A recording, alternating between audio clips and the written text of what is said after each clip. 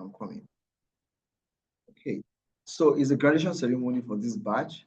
And we felt that this month is the month when they celebrate International Women's Day. So for us, being your graduation, we combine the two. I have three lawyers, one from Lagos and two other people from the north. They are going to tell us about something about within debate here. Is about spousal rape. Can we say that under Nigerian constitution, a man can rape his wife? So that's what we want to discuss. It give us legal perspective. What does it mean? Nigeria is a country that operates two legal systems. One, we have a penal code which operates in the 19 northern states, and we have a criminal code which operates in a certain part of Nigeria. So without much ado, that's the background to this graduation. Please ensure that your mic is muted. Okay, that's been said. So once again, I welcome you to this graduation ceremony. And in every batch, what we do is that we select somebody. Yes, okay. This Simon say, Dr. Simon says it's sensitive. Well, it's fine, but we are going to see legal perspective to that. So in every batch, we select somebody, we call the person Mr. Afrocentric, and we call a lady Miss Afrocentric. What do you mean by that? We have the value we are pushing at, and there's something that's driving us. We are not driven by Nigerian system. We are driven by international system, best practices around the world. So at every branch, we select somebody, we call the person Mr. Afrocentric. And we call another lady Miss Afrocentric. Who are they? Mr. Afrocentric is a person who has actually exemplified. I mean, the person who mirrors our values, our core values. And for this training, who is that person? As Mr. Afrocentric. Is Dr. Joel. Is going to speak here today. Why? Because Dr. Joel is a lecturer and he comes to the class. He was just a passive recipient of knowledge. He was able to have a conversation with us. Like, okay, let's see what's going on here. And that's why we give him that Mr. Afrocentric. So Mr. Afrocentric is a person who actually mirrors what you are trying to do. That's Mr. Afrocentric for you. Then we now choose, and again, the man is always in the class. He's a lecturer and he still has the passion and taste for knowledge acquisition. Some person will say, what would they teach me in that online class like that? What is there? But he created time for that. And it comes to the class and have this kind of critical engagement with us. That's why we make him Mr. Afrocentric. Then we look at the ladies in this class. We know that many of us are professionals, we are busy and working. So we now say, who is that lady that has this value we want? One of the values we cherish at Afrocentric is proactiveness. You don't wait on the last minute before you take action. You're right. Somebody was just telling me this morning, how much is your certificate? I was like, am I selling certificate for you? I don't care about your money. If you even will give me the money, it's not the guarantee that you are being certified because you cannot defend it. And in fact, you cannot ghost attend this class. Like you just put on the camera, you log on, then you are doing something else. You will fail. Technically, you will fail. And so just say, how much is the money? I say, the money is there anyway. You put the classification there. If you pay before the training, that's 10,000. If you pay during the training, that's 15,000. If you are paying now, when the class is completed, you are going to pay 20,000. If it's not, then go. As I told you already, our competitor here is United Nations, UNFPA. I spoke with a doctor, what's his name again? In Yola. I was having conversation with him. He doesn't want to partner with us, no problem. Because what we are doing is, and the lady we chose, Hope, are you on this call? Hope. I'm not sure Hope is. She's a laboratory scientist. She's not on this call. Okay. Well, we decided to make her Miss Afrocentric because she's very proactive. She just chats me up. Oh, what about this? What about this? That's what we want. You don't want somebody that will say, oh, Nigeria is not working. Then you fold your hands. Then you are getting old. You are getting closer to your grave. So you don't use Nigerian timetable, Nigerian structure to structure your life. You are born into this world, but it happened that you are born and live in Nigeria. Your humanity is not limited by geographical space called Nigeria. So it's a geographical expression. So you can expand your humanity beyond Nigerian borders. So Nigeria is not working, it's not an excuse for you to now become passive and docile. So this morning, what we are going to do is that Dr. Karatu will give us the opening remark, and that's actually that the need for you as a civil servant to invest in yourself. And thereafter, we are going to invite Dr. Joel to give us his remark as a Mr. Afrocentric for this class. He's going to tell us he has been taking training, he's a lecturer already. He's going to tell us something, his feedback. Then we are not going to invite Miss Afrocentric to give us the, what's it called, our own perspective. So that is the flow. Then after that, we now keep the floor open. Officer Sadiq Mohammed. Officer Sadiq, how are you? Officer Sadiq. He's a good officer too. He's always in the class every time doing that. But I don't know. Because I told you I work with security agencies, and I sense that you are being sent here by the security agencies to come and see what you are doing here. You are most welcome. But if you have sent yourself, it's fine. We have trained military officers as well, but it's fine. So, ladies and gentlemen, I present to you Dr. David Karatu. Sir, I forgot to collect your citation, but never mind. You have the floor. You can introduce yourself, then you take the floor. Thank you, sir. Doctor, you are welcome. All right. Thank you. Good morning, colleagues. Good morning, colleagues. Good morning, sir. Good morning, sir. Can you all hear me? Good morning. Good morning. Yes. So thank you. I'm securing the phone with my hand now. So it might not the frame might not be steady since I'm using my hand. So it's a pleasure to be here. I'm Dr. David Karatu, as I've been introduced. I will take the liberty of telling you a brief about myself. But I'm here in two capacities. I'm here as a student and I'm here as a keynote speaker. And I've been given the mandate to talk on this topic. Taking charge of your cover, the importance of personal development for a civil servant. So, as I mentioned earlier, I'm David. I'm a civil servant. I'm the Director of Public Health in the Gombe State Ministry of Health. I'm married. I have 3 children. Now, some of the things that molded me is that I'm the first child from a very large family. We're 12. One of my siblings is here. She's a nurse, and my wife is also on this particular graduation ceremony.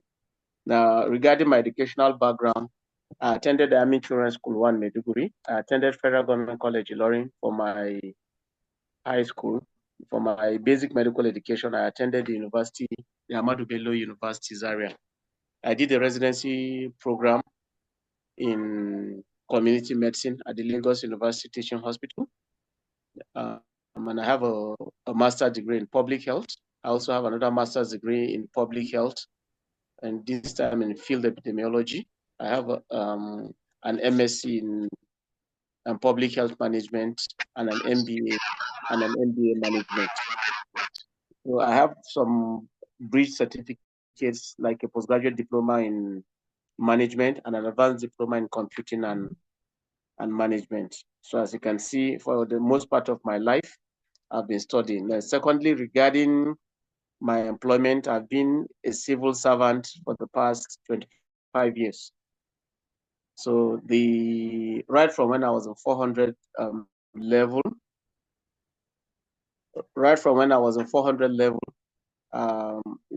there's this internship, this program in which the state government will give employment to medical students, and it cuts across all cadres of the health system, within the health system, doctors, nurses, pharmacists, dental technicians. So as you can see, so I started from being a medical student in training. I rose through the ranks, and I'm currently on level 17. And I've been a medical officer. During my NYC, I served in General Hospital Bajoga and General Hospital Lansadao in Zamfara State, which was also a public hospital. And I was posted to one of the general hospitals in Gombe State prior to my residency. When I came back as a deputy director, I was employed as a state epidemiologist who was responsible for the surveillance and public health outbreak response activity. So my interest mainly is in management, aside the civil service administration, community medicine, and global health security, which surveillance is my core competence. So this regards to my personal development as the issue of being a civil servant. So I will just briefly, I don't have slides. The notice for the keynote speaking came late, and my computer has some issues. So that's why I'm using my phone. I can't make projections. So what is personal development? And personal development does not relate to you. Things that you do that probably for your own advancement, it should primarily benefit you. Like if you go and get a degree, it might be a requirement if you work in academia, but it's something that empowers you as a person to be able to explore your world. If we understand the definition of literacy, because for most United Nations, the definition of literacy is ability to read and write in any language. So why should somebody who is able to read and write in any language be considered educated? It's simply because you have the ability to seek for knowledge, to empower yourself. So if you can read or write, you can document your thoughts for posterity. You can document your thoughts as an archive that you subsequently refer to, and you can go out and actually read the thoughts of others for your own personal benefit. So personal development does not actually relate to those certificates that you go and get. Personal development may also relate to some of the soft skills that we acquire along the line. So 5-10 years back, and some 10-15 years back, we were all being told that computer is the next way to go. Go and learn Excel. Go and learn Microsoft Word. But now we've gone beyond that. People are talking machine language. People are talking artificial intelligence. People are talking cloud computing. So the common mantra now is everybody is talking the future is AI. That subsequently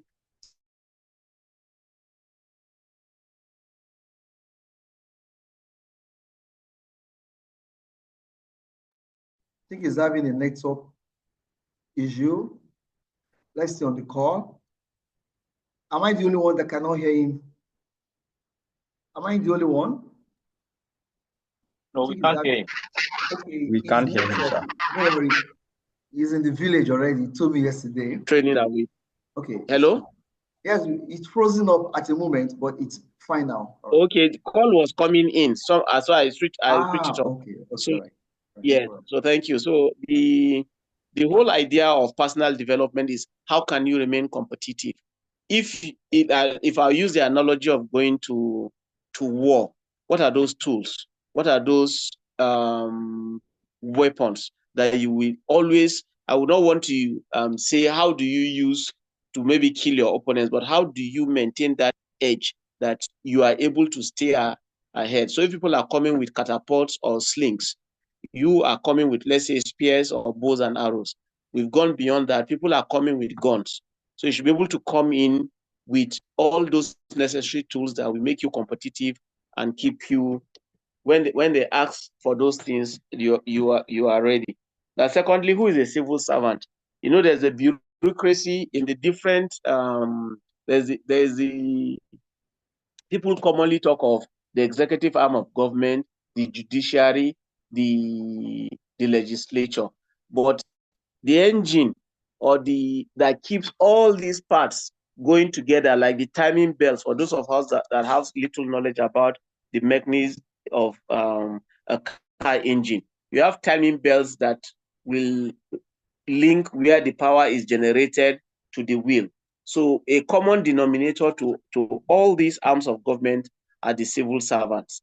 They are loyal to whosoever is there, and they implement policies of government. And usually we're the ones that we initiate the policy process, but we know that approval and the goodwill to take a particular direction in terms of policy, it's usually with the executive arm of government. So the executives usually the civil service, the civil servant is the civil service is omnipresent, even though civil servants come and go.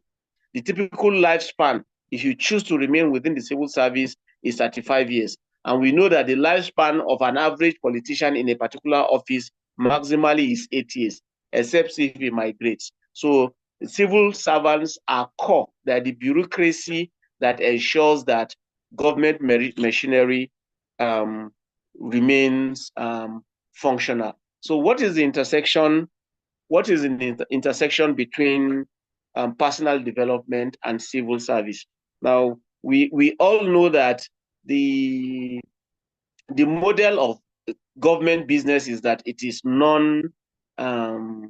it is the bottom line is not profits. Most of the services we provide are social services, but we can see with the current evolution, we've noticed that the business models of private sector are being brought into government. So most of the skills that you will need to excel in the private sectors are also needed in government. And prior, we push files. That's what we say in government. You will mean it, push it. Now technology is taking over all these. In some government offices now, you will notice that things are now becoming digitalized. They're using computing. Approvals are online. Minutes are done online. So you have to keep the edge. While the public sector has a system for development, that if you enter the service within 2 years, you are empowered to go and you have the opportunity to go and further your education. If there is conversion from one particular cadre to another. But some of those personal development involve skills like computing skills. We've had in this an addendum to this training that we had on gender-based violence is that we're taught how to use Canva, we're taught how to use the Google form. You might not have such opportunities to use it to be sent on training, because usually there's a waiting list. For those you go, there's a maximum number that can be sent on a particular training. If you personally take it upon yourself to have those skills, to develop yourselves, it gives you an edge. Most of those development partners, they come into government, they're looking to support. So while before now, we only use some of those civil service offices, assistant director, deputy director, a chief, and assistant. We are in an era now where the model of the private sector is being used in government, whereby you have project officers, you have project managers, you have M&E officers. So by the time you have your analytic skills, by the time you have your computing skills, and they come for the interviews, for some of those jobs, there are certain projects in Gombe that we partnered with the World Bank. You will come, there's an interview process. What can you do? If all you have as a civil servant is that you are grade level 15, you can minutes on file, is a disadvantage. But if they call you, for now, some of the interviews are even online. You can, and you cannot join a Zoom link. You cannot form so these are skills that you pay token to get, but they're giving you dividends. In my own sphere, most of the benefits that I get, we all know that the public sector cannot, while it guarantees you a salary, it will not give you the necessary kind of funds to tell you that, let me put it, you cannot become a big man or a rich man with public service work. But if you develop yourself, especially with civil service, with some of those soft skills, especially the digital skills, the ICT skills, you'll discover that you're able to do some form of consulting work by the side. And that will aid, apart from the satisfaction that accrues to you as a person, it gives you opportunities within the civil service, and it also gives you opportunity to be relevant in the business world. And most of us, I believe that we are all not planning to get to the age of 60 before we retire. By the time you retire in your early 50s or your early 50s, you are ready for consulting work, or at minimum, a middle level position like a project manager within the development world. And believe you me, for those that operate in the development world, we are hot cake. If you've developed yourself, government never sent you to school, but you have all those things on your credentials, and they know there's a language. There are things that you learn within the civil service that those in the development world don't have it. They are good with their IT, but they want people that know that if the file comes out of this office, where does it go? And by the time you are a civil servant, you are retired, they know that you are able to track certain things. Even if it's as a facilitator, it means it's really well, and it's because you've made the effort to actually go out and develop yourselves. So what are those things? Let me dwell on. I kept repeating the issues of computer skills. I've noticed that there are quite a number of nurses on this platform. An opportunity for personal development. You have joined the service as a civil servant. You are not due for in-service training. But there are long distance learning opportunities that you pay yourself. You might not go for most of the government services now. They don't even sponsor people to go for further training or to go for postgraduate training. And as far as the civil service is concerned, master is the maximum level that they tell you that it's okay with them. If you get a PhD, fine, but rarely will they send you for a PhD program as a priority. So you can take it upon yourself as a personal mission to acquire your PhD. People now work, especially when you go to other climes, the Western world. People work till 80. People work till 85. It's only in this part of our world where you see people telling you that they will retire at 60. They will start sitting under trees and playing draft. If you develop yourself, you work as a consultant, somebody is willing. It doesn't have to be on a continuous basis. And the strategy is that if you're fully equipped, you can consult. Let me use the example of if you're a civil servant and a teacher, you teach chemistry. We know those teachers are not inadequate numbers, or you teach physics. You retire at 60. You can work in two private, very good private institutions. You tell them that you don't want to be a regular staff. You come to work on Mondays or on Tuesdays and Wednesdays. So your weekend now, as a grand old man, starts on Wednesday. It starts on Thursdays till Mondays. So you're enjoying the benefits of the two worlds. So if you develop yourself as a civil servant, so what are the advantages? Number one, you're ready for retirement. Number two, it brings money. And we know money is the currency that we make a lot of other things work well. And in the retirement, what can you do? You can become a consultant. What can you do? You can, let's assume that you have enough money and you don't really need money. You can volunteer for courses. Choose what are those skills, what are those things that you want to do. In Nigeria, we are very religious people. You can train people in either your church or either in your mosque. You can give them those skills. You were not taught those skills because you were a civil servant. You were taught you have those skills because you made it a personal mission to develop yourself. So when those personal, now repeatedly, in what all things have been said, you will notice that there's a lifespan to being a civil servant. It ends at 60 maximum, 60 or 35 years of service, whichever comes first. But what about those skills that you develop that are already part of you? Is it people's skill? Is it computing skills? Are their skills? These are skills that will endure with you for a long period to come. Even when you lose your motor skills, you can still mentor people. You can still advise.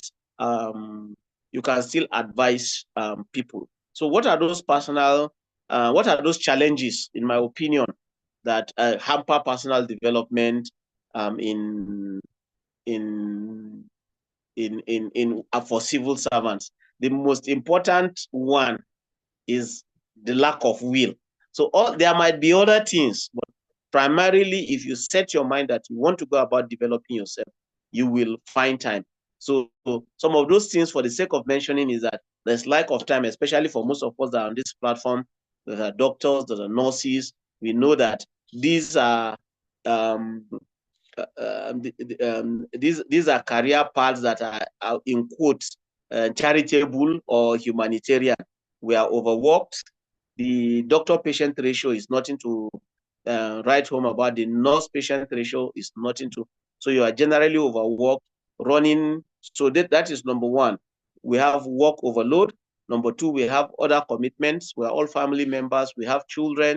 We have to help them with their assignments. You have to be a member of other communities. So that is number two, other commitments. Then the third thing is funds. It requires some form of financial outlay for you to develop your skills. But despite all these challenges, let me just leave it at the fourth thing. And for personal development in the current era is that you require some form of, very importantly, you need some form of ICT skills. So if you're going to develop yourselves, if you ask me that, what will I suggest to any other person, is that the first thing is that have some form of ICT skills. Every team, I have some senior people that are mentoring me in survey design. They tell, if you ask her a question, she will just tell you that go and ask Google. There are so many AI things that you must have those basic skills to be able to access them. So what is my suggestion? How do you develop yourself as a civil servant? How do you develop yourself personally? The most important thing is that there is this common saying that if there is a will, there's a way. So that is the first thing. Make it a way. Make it a point of duty that you have a timetable of necessary skills or necessary competencies. Now, you get to a limit. Everybody has a degree. Everybody has a master's. So the next thing people are asking, what are your competencies? If you're doing training now, they will tell you that this training is a competency-based training. You have to establish that you can do certain things before you qualify to have. So let us develop the will. Number two, regarding the issue of money, funds for training, you could periodically save for some token for you to develop those skills. And the beautiful thing about on YouTube, there are sites where most of those skills are actually free. All you need to do is to invest in your data and invest in a gadget that you're able to access the internet. And number three, regarding lack of time, unfortunately, we only have 24 hours in one day, so you really have to carve out this thing. What I tell my colleagues when they tell me that, if they don't, for me, like me personally, I always take my annual leave, and during that my annual leave, I will do some consulting work where I will get some money, and it enables me to learn certain skills. We in my old boys association, my high school, we tell ourselves, don't go about giving your friends, your mates money. It doesn't really help them. So what we do is that we've developed a mentorship program. Some of our colleagues are high people in different other sectors. Some have their private consultancies. They're looking for people not on a day-to-day basis. We have the Gen Zs, we have the millennials that will do the runaround. You can sit on a desk, you put an eye, you have some level of discipline, and you know what these younger ones are doing. So you are learning from your mate, and you're going. So please create the time for yourself. If you are not there in civil service, if you retire today, somebody takes your position the next day. If God forbid, today you're no more, you're late, somebody takes your position. So let's not carry the head of the all the wahala of civil service and tell you that you don't have time. And a suggestion that we want to do, as you're tracking your ambition within the civil service, for most of us, you're looking, your next destination is the immediate one above you. You intend to retire as the director of nursing services. What are all the necessary competencies that you would need as a director, not in the civil service now? If you are directing any technical department, what are all those assume yourself to be a nurse in one of those big private hospitals in John Hopkins or in the UK. What are those things that they do? First and foremost, they are managers. When you go to, unlike in Nigeria, where in the hospitals, they'll tell you that it's a medical doctor that is the MD. If you go abroad, most of them are MDs. They are all medical doctors, but they are not employed as medical doctors. They are employed as managers. So you need management skills. You need leadership skills. You should be able to, if you go to the development pole, you need skills in advocacy. You need to develop so in your CV should contain things like how do you map stakeholder, how do you do stakeholder mapping? So these are all skills that they may not necessarily teach you in your for your conventional training, which is important. So don't say it's not important. Unfortunately, for those that are coming behind us now, especially the Gen Zs, they will commonly tell you that school is scam. For every one out of the 100 that hammered, they will tell you that Bill Gates left school. Those are exemptions. Those are geniuses. Those are gifted people. So you need a foundation, a springboard with which to go, because our form of education here is unlike theirs, where people they learn to query things. So you might have somebody who is 14 that has a degree abroad. How many children in this part of the world at the age of 14 have degrees? So first and foremost, get the basics, get a diploma, get an HND, get a degree.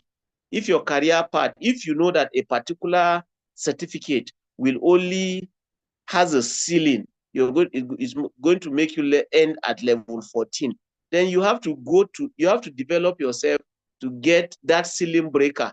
If not, you end up a frustrated person. There are certain there are certain job descriptions that they terminate at level 6.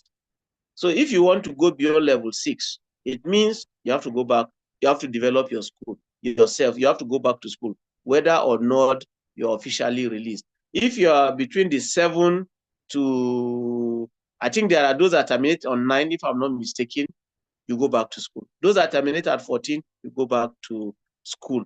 If at 16, for those in the state level, we know the directors are on level 16, and you have the ambition of becoming a permanent secretary. It means for the federal civil service, you go for interviews. In Gombe State, you have interviews for you to become a director. You have interviews for you to become a permanent secretary. So what are those things? Start mixing. The personal development might involve knowing, they go and ask you for what are the different branches, what is done at the establishment or general services, you don't know. What is done in the Civil Service Commission, you don't know. They'll ask you, who is the head of the civil service? His name is the head of the civil service. During the last interview for directors, I became a director about 5 years ago. Some people did not know that. They asked them for the head of the civil service. They will tell you that is the secretary to the state government, or they will tell you that is the governor. Some people mentioned their commissioners. All these are public office holder. Your Oga in civil service terminates at the head of civil service. So there are certain documents as a civil servant, is personal development. If they don't teach you, there's the civil service rule, there's the Constitution of the Federal Republic of Nigeria. Take it as a joke, drop it in your car, read it. financial regulations. There are some people that will honestly go to prison because they don't know some of those regulations that guide financial practices, that guide procurement, and they rose through the ranks to very high level. At the end of the day, when they are picking people, because your accountant comes and tells you, okay, just sign here, you sign. Then tomorrow you will say you don't know. So that is why I said you will go to the prison as an honest man. And nobody is interested in a very foolish, honest man. So my charge today, so basically, what personal development does to you in the civil service is that term where they tell you that what is luck? This guy is a very lucky guy. Things were just coming his way. Luck is when opportunity means preparedness. So Boy Scouts say be prepared. So personal development makes you prepared while waiting for your opportunity. So when it comes, you in your cohort as a nurse, you are employed or you graduated, you are 50, you are all absorbed into the civil service. You all have your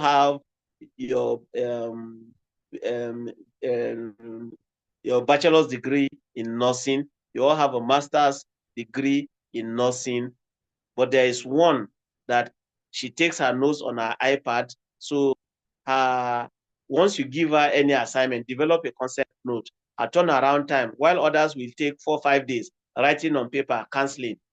She just on her iPad, within 48 hours, she has reverted back to her permanent secretary. They know that. They interview them. I'll give you a personal example. When we went usually you have a retreat.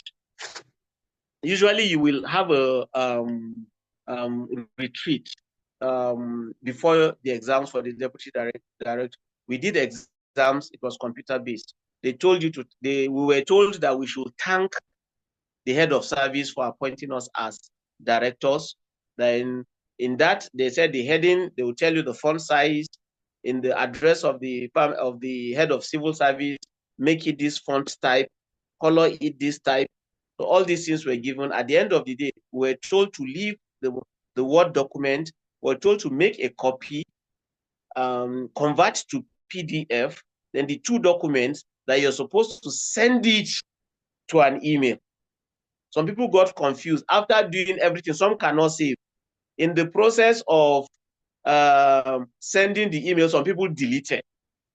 You understand? And we were using desktop at the university. They deliberately went and put off the light. So if you are not saving, it means some of those basic things. It's nothing highfalutin, but you have to be on top of your game to know these things. And another advice that I will give us a recommendation for those of us that have children or younger ones, those ones that are coming now, they are already computers. We have children that are less than 10. If you tell them that, how do you do this thing? They will just explain it to you. Let me use the term in a very foolish, childish way. But once they explain it to you, you have that understanding, because I am making certain assumptions now. Even the way I speak, I assume a certain level of understanding of the English language as I'm speaking with you. If I were to give this particular lecture to secondary school students, I probably wouldn't be this fast. I probably be using a lot of illustrations. So if somebody can explain it, your child can explain it to you at elementary level, I think you're good to go.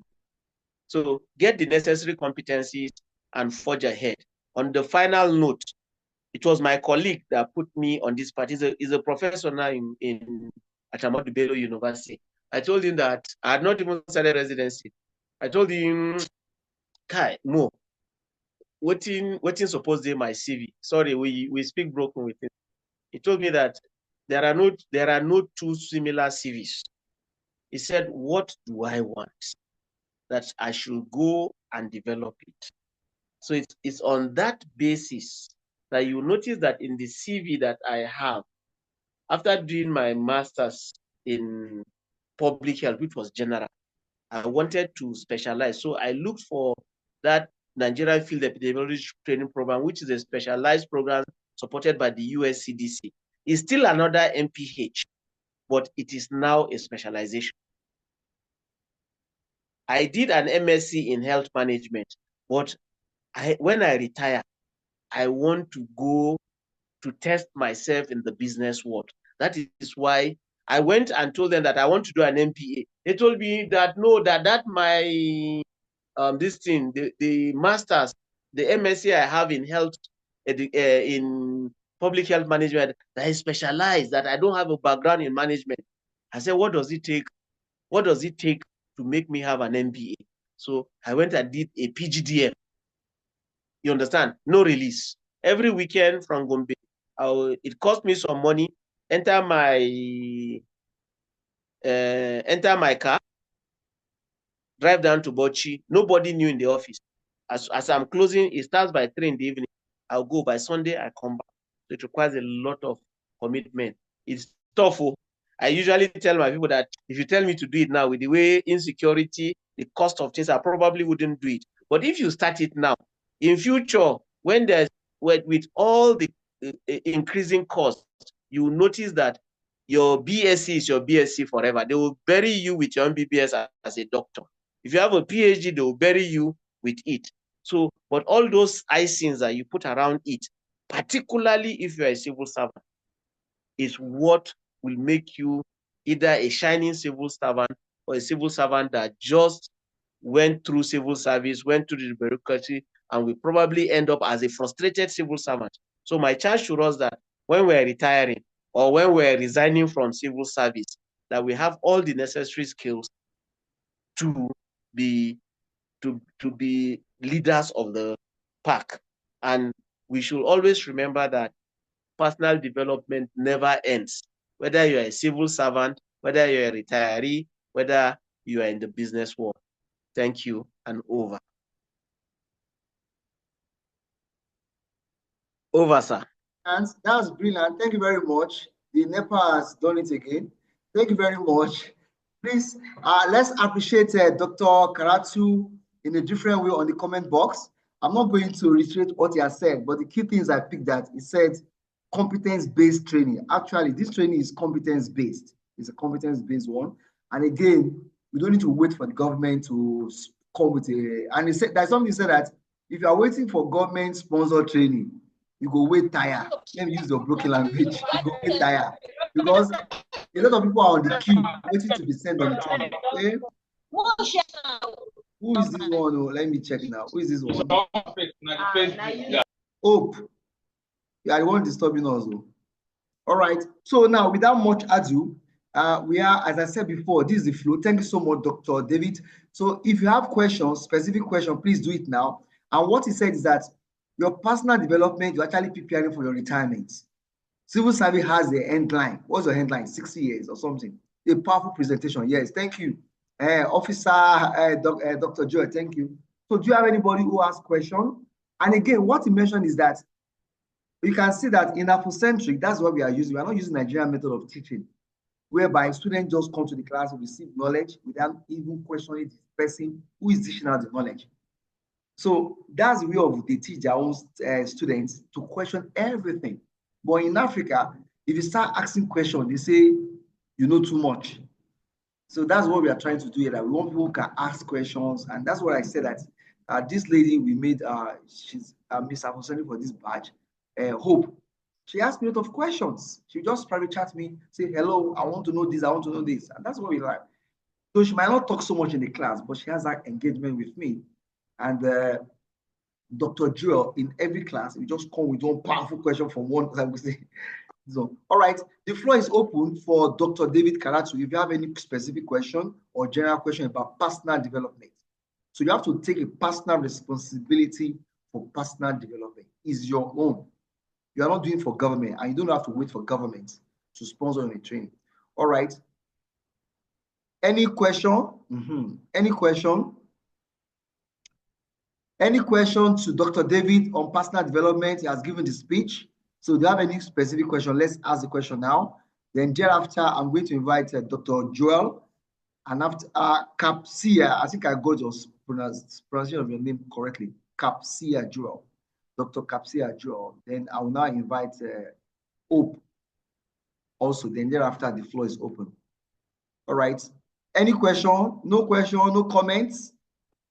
All right. If there's no comment, I invite somebody to give a vote of thanks to Dr. David for this inspiring speech. I'm happy that this is recorded.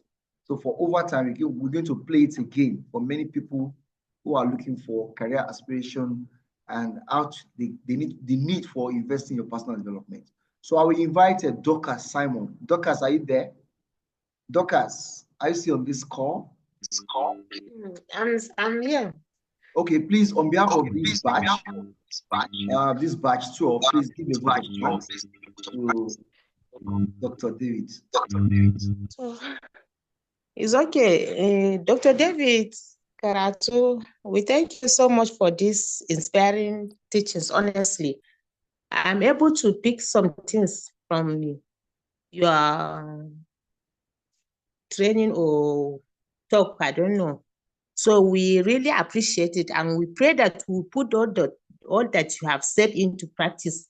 We will not wait on somebody to sponsor us, because it is our skills if we acquire it, and we will be able to use it effectively. So we thank you, we are grateful, and we wish you more in all your endeavors, sir. Thank you. Have I said it? Hello? So thank you very Hello? much. Thank you. Thank you. Hello. Yes, sir. Thank you. All right. You said it well. The only thing that you do, I need to tell you again that yesterday was actually when I told him that he's going to be a keynote speaker today. It was yesterday. Okay. So you can see the level of preparation and vibrancy and scholarship. So for me personally, I see you as a scholar. I don't know why you want to. By the time really spoke well. Yes, if you leave the public service, I think you'll be a lecturer in university teaching the medical students. That's another thing that can work for you. Because you spoke my mind, and I know that you from what you said, you want to have a contact, you work in Lagos, do your medical training. Somebody's phone, somebody's mic is Simon, Dorcas. You always keep your mic muted. All right. So thank you very much, Dr. David. Thank you so much. So now let's move quickly to remarks from the class, your feedback. So Hope, you are the Miss Afrocentric, and Dr. Joel is Mr. Afrocentric. So Dr. Joel, you have the floor. Dr. Joel, are you ready? Then thereafter, we keep the floor open. Make your comments, how you feel about the training, how you get to know about the training, and what are your do we meet your expectations? Or what do we need to do again to improve on this content of the training and delivery? Dr. Joel, you have the floor. Thanks. Let me bring you up here. Let me bring you up. Okay, thank you very much. Thank you very much, sir, for the opportunity to speak on behalf of my colleagues here. Good evening, everyone, and I bring greetings from Gombe. Good morning. Yes. I want to begin by thanking the management of the management and the entire staff of this institute for bringing this very important and laudable project that they can impact on the citizens of Nigeria that will bring positive change in our societies and communities. I also want to acknowledge the significance of the graduates who were resilient and they were dogged everybody was enthusiastic in trying to see that he has grabbed one thing or the other to see that things go well. Actually, I don't know why my name was picked as Mr. Afrocentric, but nonetheless, I give God the glory. I'm deeply humbled by that recognition. And for that reason, I want to sincerely dedicate this award to all the graduates of this 12th batch of Afrocentric Masterclass. And we started the class on the 22nd or 23rd, I can't remember, because I joined in late. I joined in a day after. And today, by the grace of God, we're graduating. So I want to thank God for seeing us through the rigorous exercise, the time-bound experience that we had for the 7 days, culminating it today. The issue of gender-based violence, I think, is something that we have to take seriously because it's a global issue. It is so devastating and it has serious negative impact in our community and on our individual lives. So, and also, as we apart from, we've received lectures and teachings from our instructors. We know that it also has a health-related hazard, mental hazard, and economic hardship on the citizens of this country. So I want to, on behalf of my colleagues who are graduating today, thank the management once again for coming up with such a thought-provoking part of life that can change the lives of Nigerians positively. Of course, the importance of the knowledge we have acquired cannot be overemphasized. We all have the knowledge. I want to challenge us that we become ambassadors and advocates for gender-based violence in our respective communities and in our villages, so that what we have learned will bring a positive outcome and we will live our lives worthy of our callings as ambassadors of this Afrocentric or gender-based violence ambassadors. So I don't want to talk too much. Having said that, I want to once again appreciate the management and thank you all for giving me the opportunity to speak on your behalf as a Master Afrocentric for the 12th batch of this training. So thank you very much. Thank you very much, sir. You didn't tell us about. Thank you very much for that brilliant presentation. You didn't tell us about yourself. Tell us about yourself. What do you do? I know you're a lecturer, horticulture. Yeah, I am a lecturer. I lecture with the Federal College of Horticulture, Dadinkowa in Gombe State here. And what actually motivates me or spurred my interest to key into this program, like I told you that I joined in a day later, was I have a neighbor whose daughter was sexually assaulted. She was kidnapped. Then they dragged her into the bush. They made all funny things with her, snatched her phone and all her belongings. And at the end, when we all went out searching for her. And thankfully, around 3 a.m. that day, we were able to rescue her.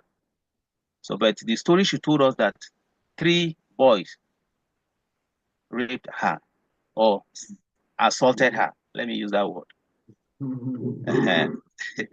I want to be technical. So she was now professional, yes. So she was.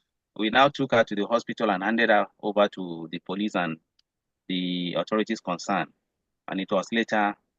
She was later. They did all what they did, and she was later. It was confirmed that it was a rape. So because of that singular incident, I now said, so this girl, her future is now bleak. She doesn't have a future, or she will forever live with this thing in her mind. Wherever she is, she will be thinking of, so what will I do? What will I do to try to see that people are sensitized? And because when we rescued her, we didn't know what to do. We held her for almost for almost 2 hours. All people were crowded around her, were trying to ask her a lot of funny questions. But from this training, I now got to know that we shouldn't have done that.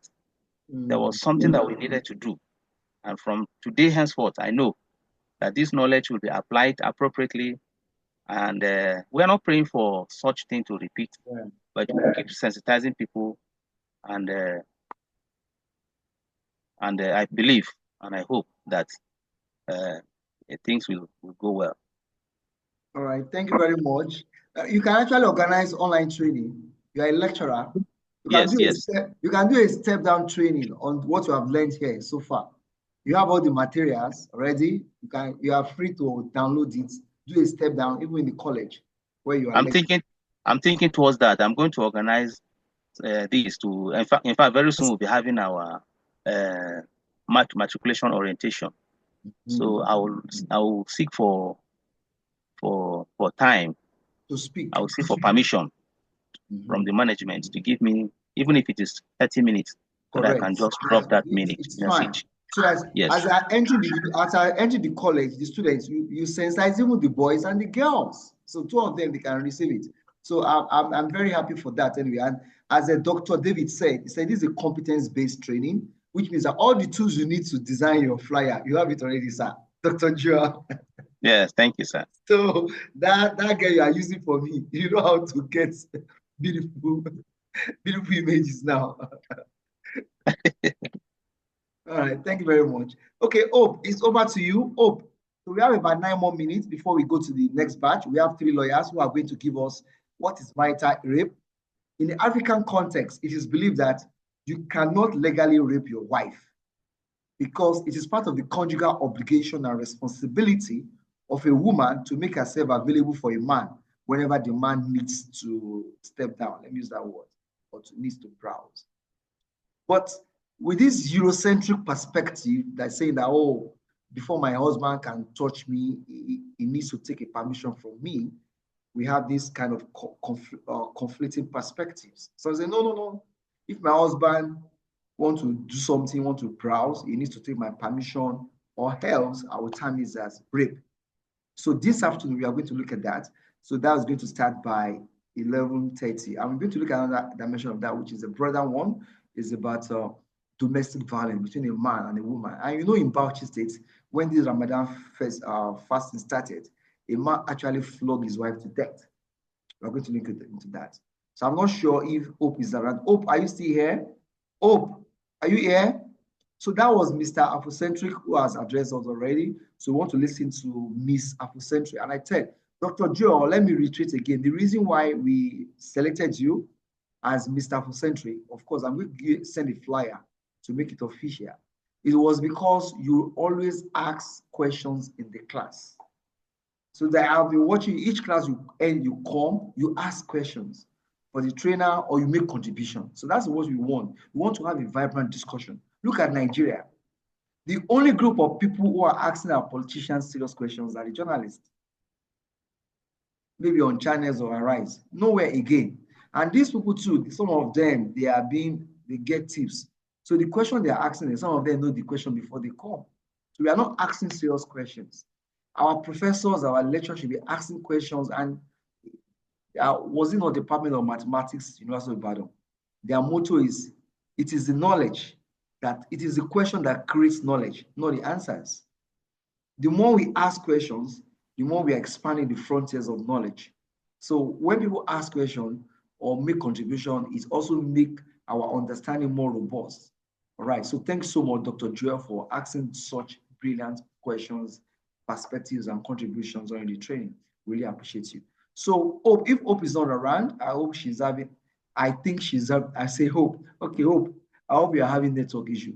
So do you have anybody who want to make one comment or two before we start the other part, which is a spousal rape? That will start by 11:30. All right, do you have anybody? The floor is open. There is a graduation. Do you want to make a statement or something like that? Let's take it now. You can unmute or indicate by raising your hand.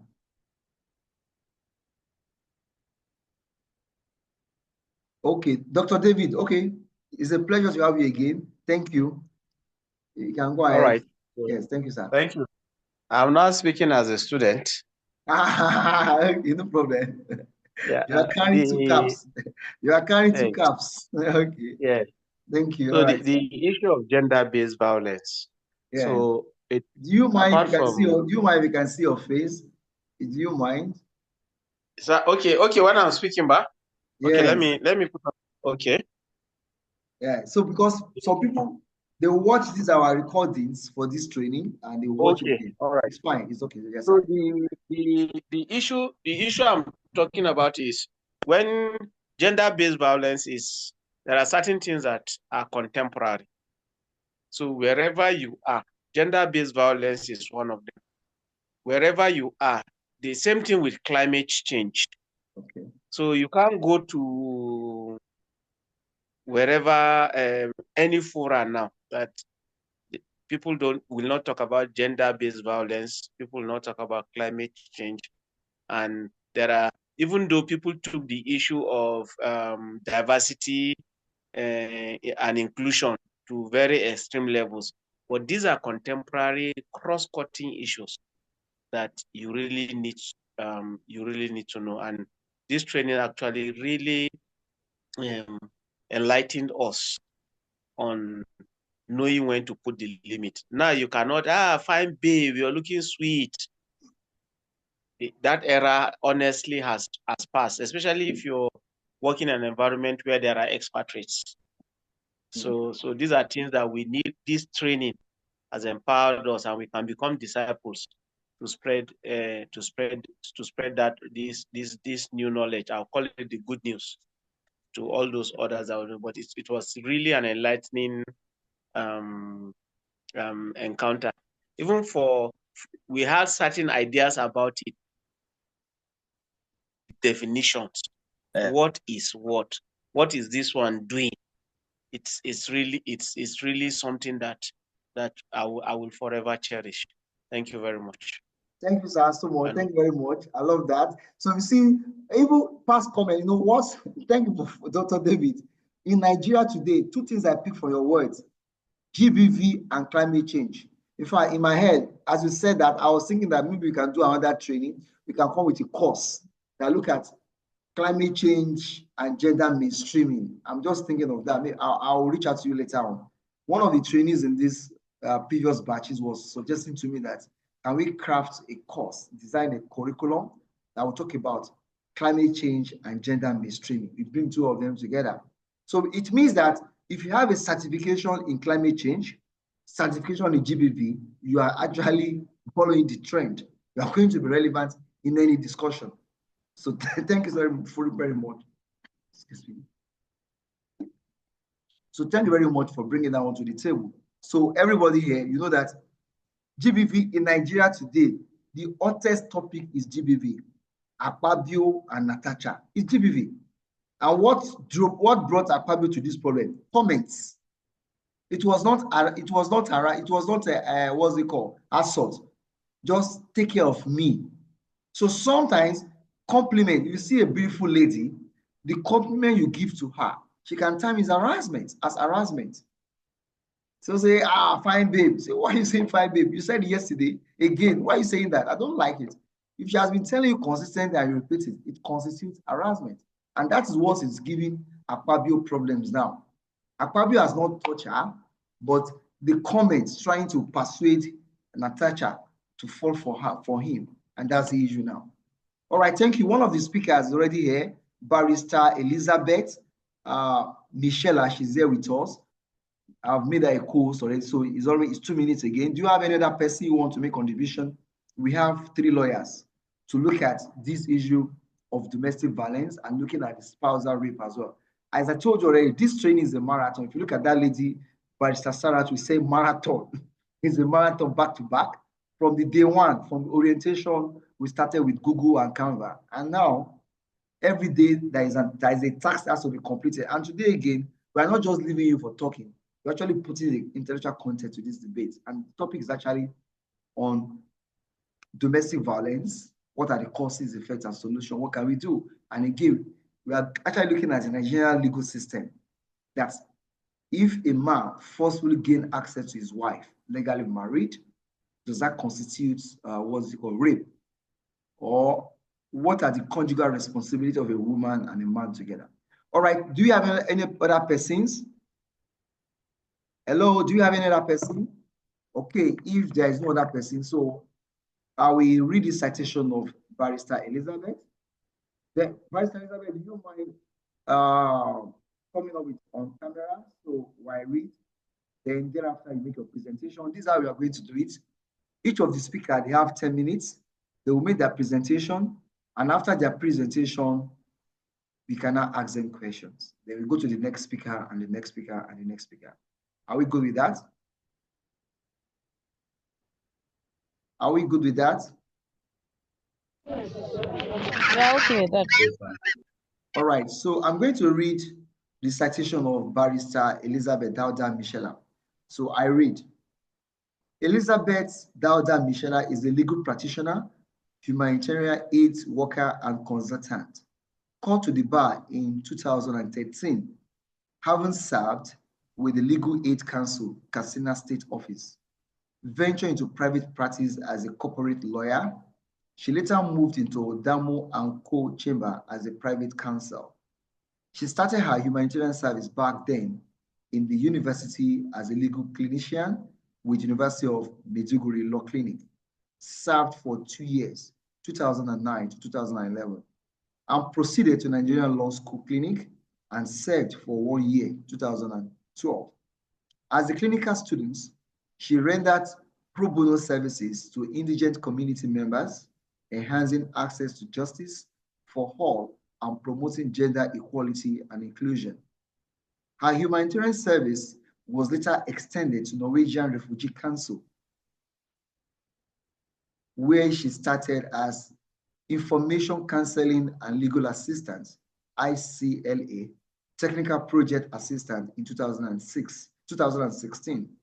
Then ICLA Project Officer, ICLA Project Coordinator, and grew up to Project Manager in 2021. Elizabeth is a gender advocate, housing, land, and property specialist, as well as documentation specialist. As HLP specialist, she facilitates and promotes women's access to properties. As documentation specialist, she facilitates access to legal identification and documentation for easy access to services such as financial services, medical services, economic empowerment, employment, etc. As a gender advocate, she advocates for inclusion and inclusiveness of all genders, with special interest on persons with disability. Elizabeth has also played a vital role in building women and girls' capacity, especially for economic empowerment and social security, though she has been on family leave June 2023 to December 2024. She is a coalition member of Stand to End Rape, STER Initiative, Coalition for the Amplification of Women's Political Participation, formed to champion the passage and domestication of the Reserved or Special Seats Bill, a groundbreaking initiative aimed at increasing women's representation in governance and creating a more political system in Nigeria. In addition to which she renders community service for safe protection of women, girls, and boys. Ladies and gentlemen, I present to you one of our speakers today, speaking on the topic, the Eden epidemic, uncovering the truth about intimate partner violence or domestic violence. Barrister Elizabeth, you have the floor. So you can, okay, your camera is open already. Thank you very much. So you can open now. I'll bring you up here. All right, Bryce, good to see your face again. Oh. Hello, good morning. Is it your real face? Since you Not really. Don't mind me. I'm working from home. All right, that's nice. Thank you very much. Yeah, yeah. All right. You're welcome. So you can take over now. Thank you very much. I hope my network is stable. You can all hear me, right? Yes. we can hear you. Okay, I think I will prefer to go off with the video because of the network instability in my place. No problem. Yeah. So, good morning, participants and graduates. Good morning, ma'am. Yeah. I'm highly delighted to be in your midst this morning to talk about the hidden epidemic in to talk about the hidden epidemic in domestic violence. It is a well-known fact that gender-based violence is becoming too rampant in the community, and a lot of people are virtually not doing anything about it. Probably because of less knowledge, and then lack of information, lack of awareness raising, and then we have also cultural restriction, or rather limitations, that tends to increase the violence we have in the community. And then again, I'm sure you have gone through the classes. And learned a lot of things. So based on the practical experiences I've had from field work, it is an established fact that we ourselves as women, we also contribute to some of the violence and epidemic we have. And then the men also are also the contributors to it. Well, when we are talking about gender violence generally, we are not just pondering on women, but rather we are looking at all perspectives. Anybody that is vulnerable, which in a wider range, women are more vulnerable due to cultural upbringing, due to some religious practices, due to traditions and other things. But however, men also have been sidelined, and men have also been victims.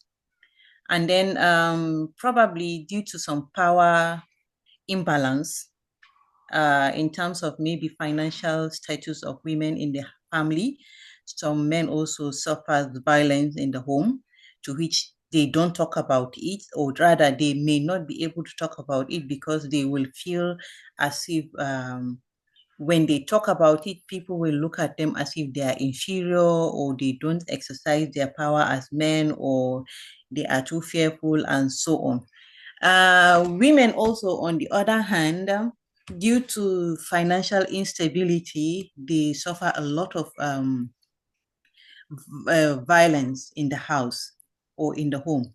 And then cultural practices also limits their access to economic empowerment. It limits their access to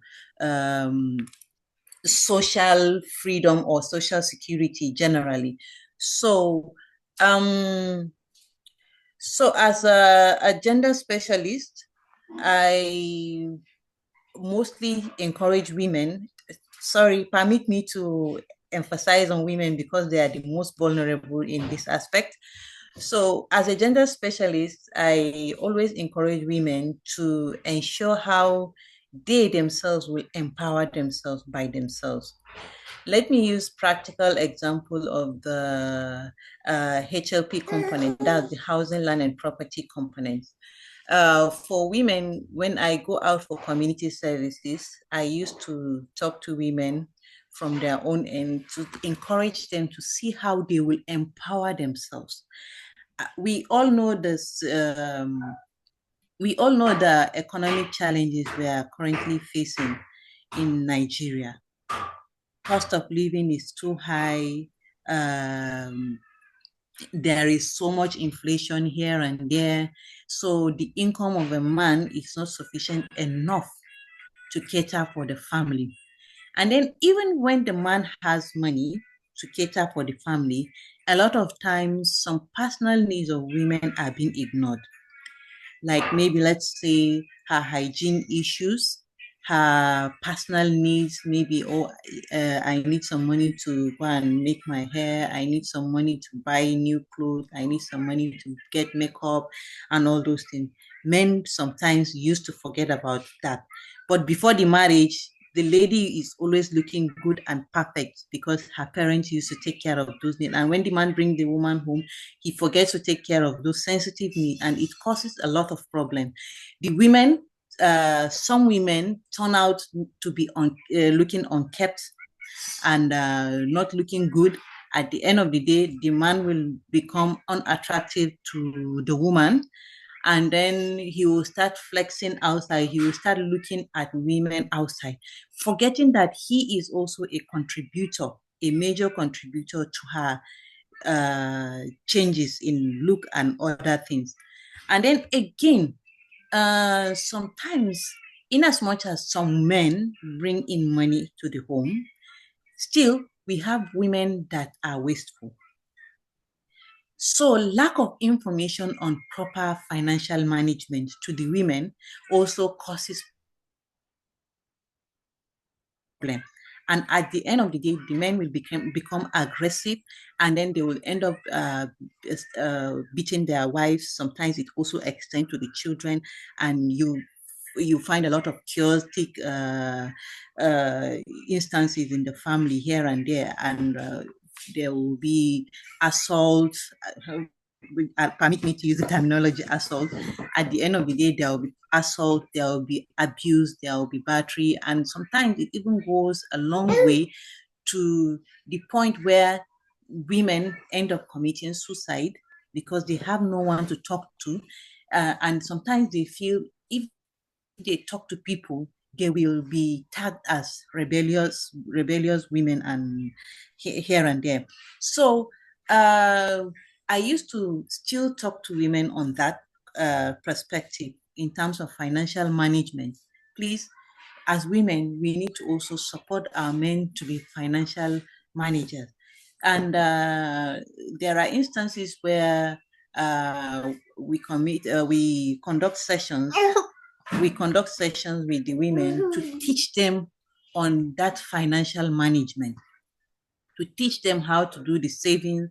Okay, you need to have different types of accounts. You need to have the speculatory. You need to have the emergency. You need to have the savings itself.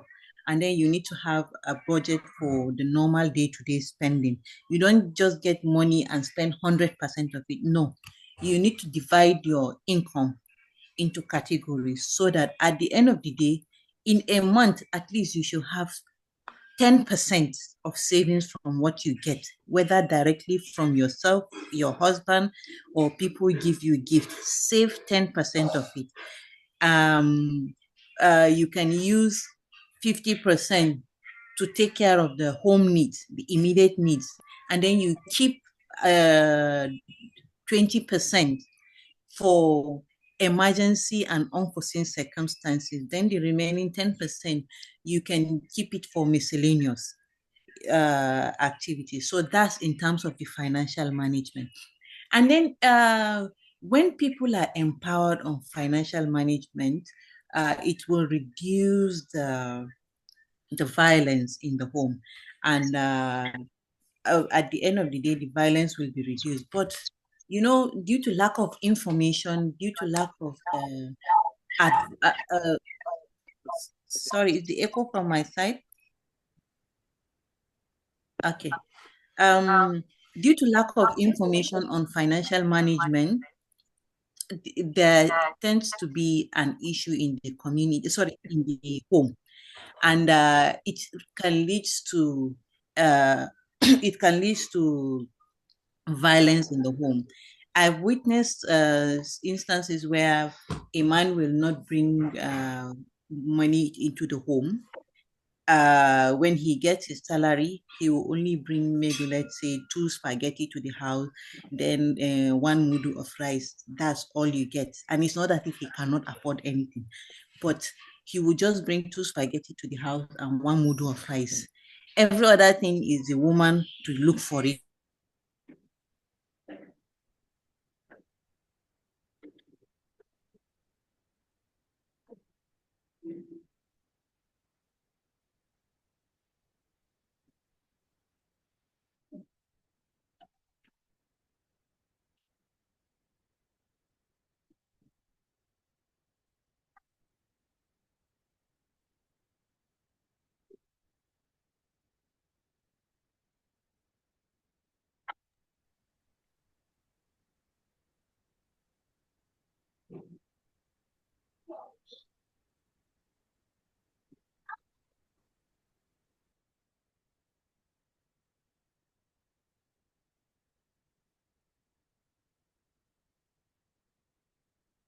Hello, can you hear the Barrister Elizabeth? Hello? No. Okay, I think his network is having a problem. No, I don't think I can from my own end. I would lost her audio. Yes, I think she's having a network issue. And she's okay, she has left the call. She's not on the call again. Okay. Okay. Let us for minutes. Let me try to reach her. If we cannot reach her, then our keynote speaker is actually around, because this is let me minimize this so I can share my camera. Okay, so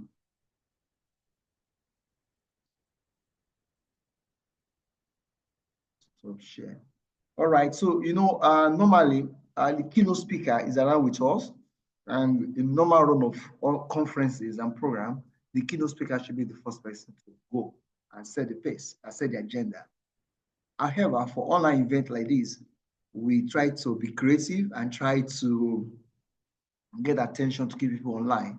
So that's why we changed the model. And in doing that, it means that immediately after Barrister Elizabeth, we are going to take Barrister Chima from Lagos. He's a Lagos-based lawyer. We are going to take him for his next presentation, which is the keynote itself. And we have one other lawyer from Bauchi State, Barrister Galia. I don't know why, I think she's on this call already. Okay, Barrister Elizabeth, are you back now? Yes, sorry, the network went off. Yeah, we noticed that. All right, you can go ahead. So you have like 4 more minutes, then we can take questions. Thank you. Okay, so let me just be quick about it this time. In terms of advocacy, sometimes women don't have the information on where they can voice out their issues, their challenges, and all those things. And then, but we have so many NGOs that are out to help people in the home to help cope those violence that are getting too rampant in the home. So let me pause here. Let me pause here for now and take questions.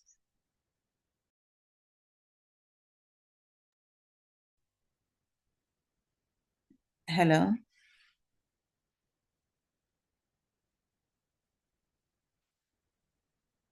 Hello. We can hear you. We can hear you. I said, let me pause and take questions. Let me pause and take questions.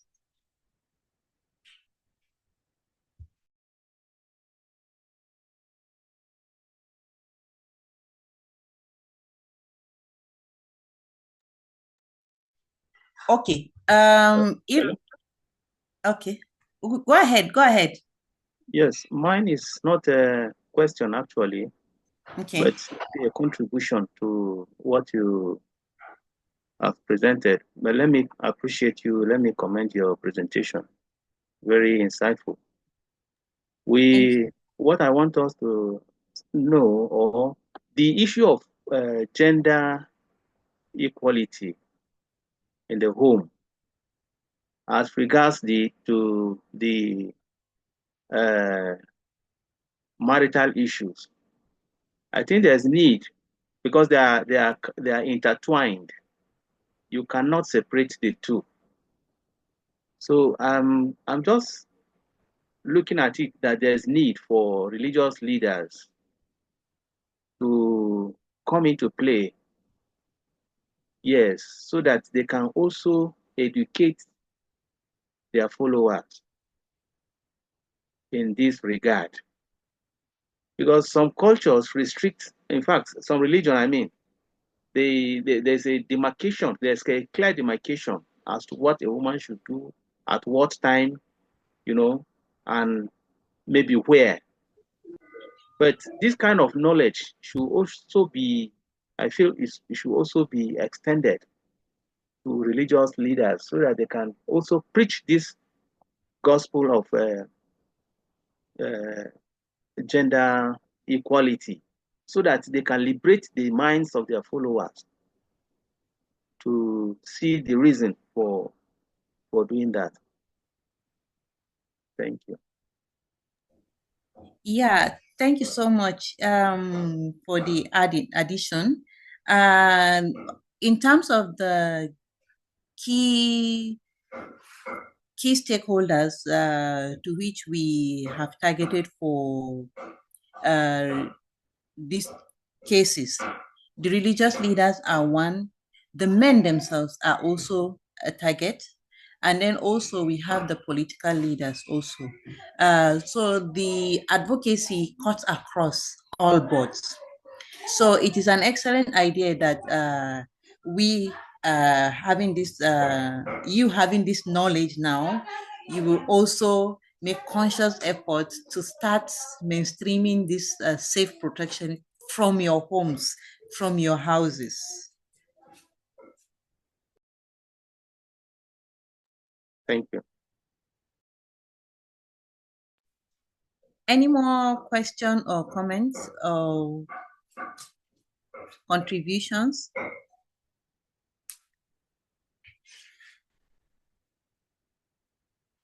Okay. Just like our brother said, though I didn't get the name, in terms of the advocacy, for example, for the HLP component, we always ensure to see how women have equal access, as in, I mean, equal access to housing and properties, as well as even documentation. Common national ID card, you will discover that a lot of women don't know the importance of having this national ID card. Meanwhile, this national ID card is linked to about 13 different services, some of which have already been incorporated, some are in line for incorporation. For example, now, access to all banking services, you need to link it with your NIN. Access to medical services is being introduced, though it has not fully taken place. Access to education, you need to have your national ID card to register for your JAM. Even in universities now, you need to have your NIN number. Even at international level, you need that number. And then for transports, we have the e-passport to which you will require your NIN. We have, for example, in Borno now, for your landed property transactions, any transaction you will need to conduct with Bojis, you will need to have your NIN because they are going digital. So we have a lot of services to which national ID card is linked to. And if women take it as too complacent, oh, I don't need this national ID card, where will I be using it? When will I even need it to even go to the extent of going to NIMSI for enrollment? You understand? A lot of women overlook it. They overlook it until they are faced with that challenge. During insurgency, for instance, in Borno, when you are traveling from one location to another, for example, from Maiduguri to Damaturu, militaries will harass you if you don't have your national ID card. traveling from just Maiduguri to Mongono or Goza or Mobar, you will need that national ID card. So until they were faced with those challenges, that is when they start looking for those resources, or rather documentation. And then it has limited them to access a lot of things now. You want to get loan from the bank, you don't have a bank account, you will need that national ID card. You understand? So women, we ourselves, we are contributors to our challenges. You understand? And then we need to ensure this information is being passed to women. And at home, women feel, oh, I don't need a bank account. If I'm going to make transaction, I will use my husband's account, or rather my husband will just give me cash and I will go to the bank and do it. No, you need to have your own account so that you'll be able to save from what he is giving you. You understand? And then again, a lot of times when women are faced with this domestic violence, they are not able to talk. They don't open up. Sometimes it's just a matter of communicating with the husband. Oh, sweetheart, please, can you help me do this, do that? You understand? Simple communication. But because of ignorance, they feel I am below the man. You understand? Sorry, men, we are not pushing for gender equality, as in we want to 50-50 with you. No.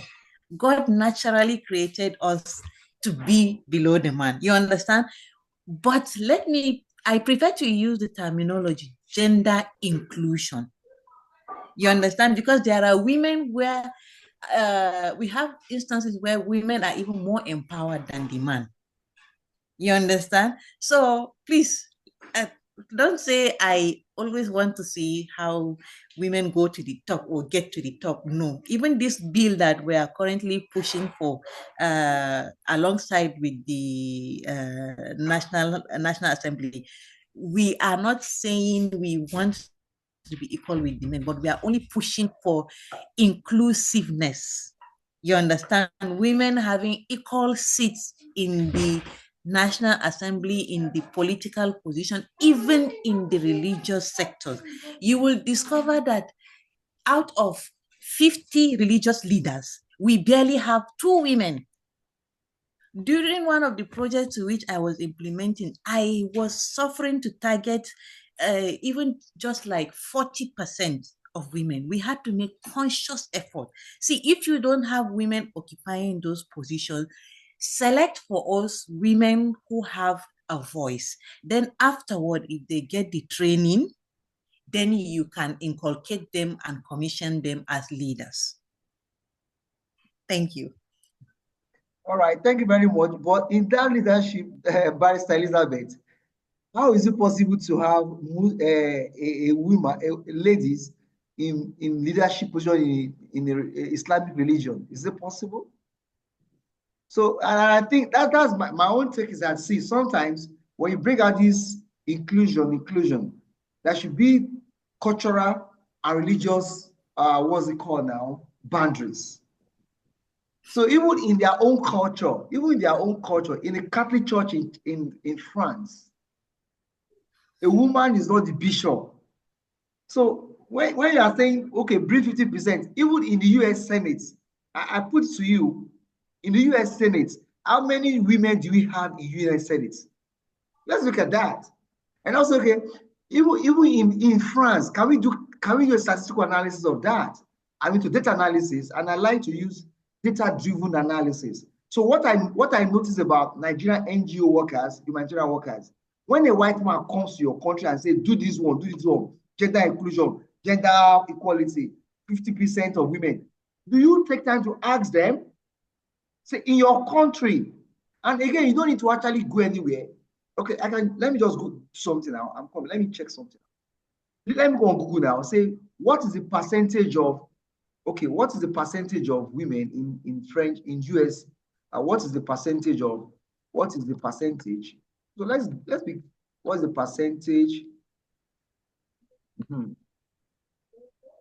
of women in US Senate? Can you see my screen? Not yet.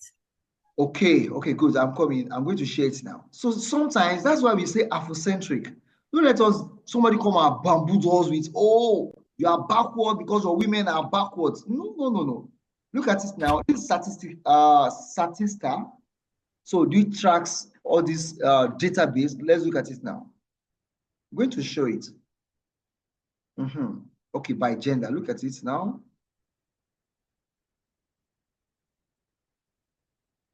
So can you see it now?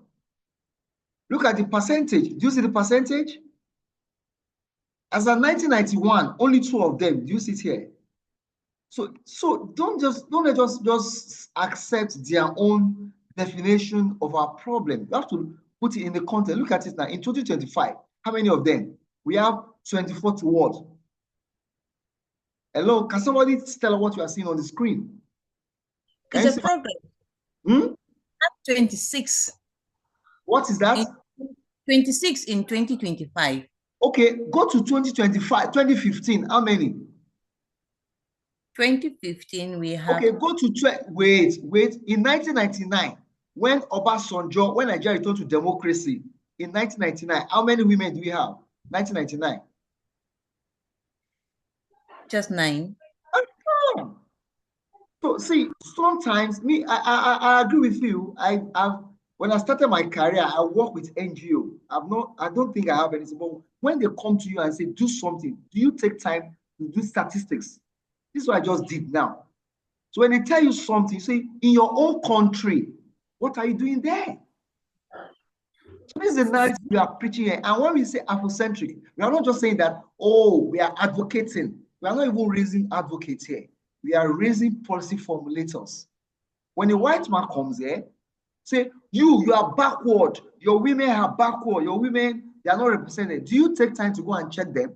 So the same thing, by the same token, I can now go and say, give me number of women in French Senate. Let me go again and do that for you. In the French Senate, in the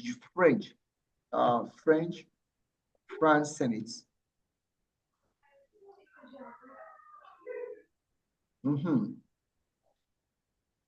Okay, it's not even ranking here, but let me just check if this one will go. Okay, I think France is going anyway. They have this feminist. Okay. Let's see now. Women are able to serve. Can you see my screen?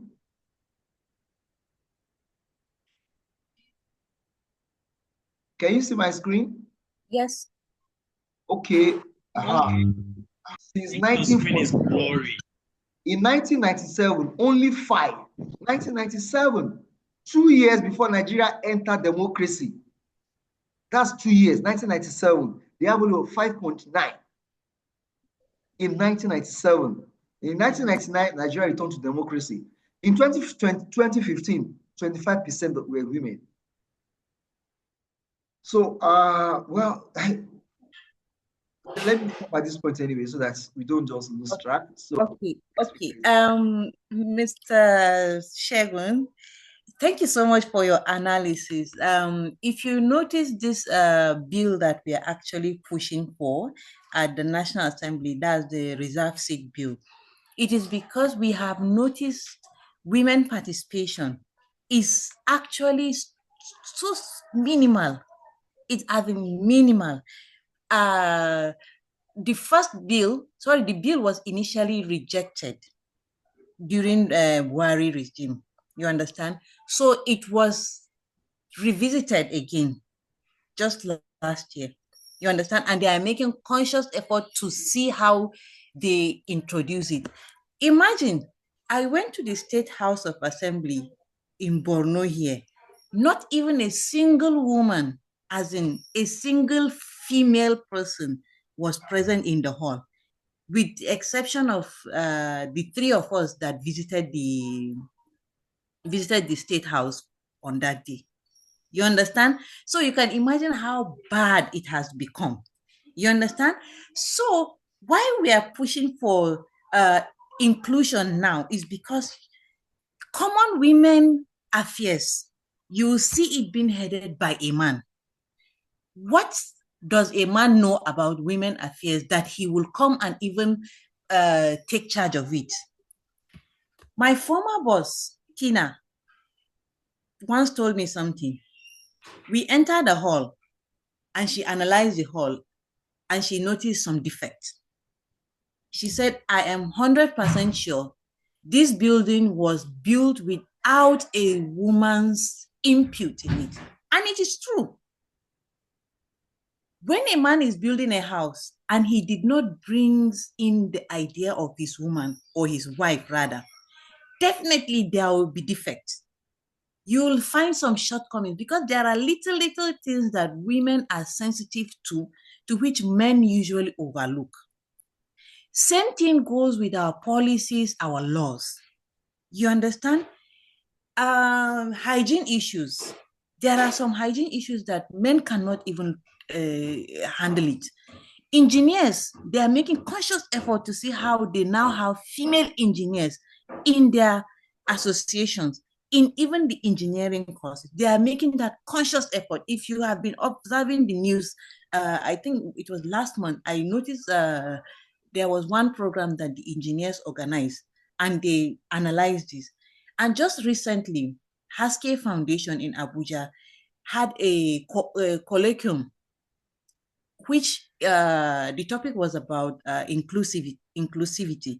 And they had to consciously invite a senator from Uganda.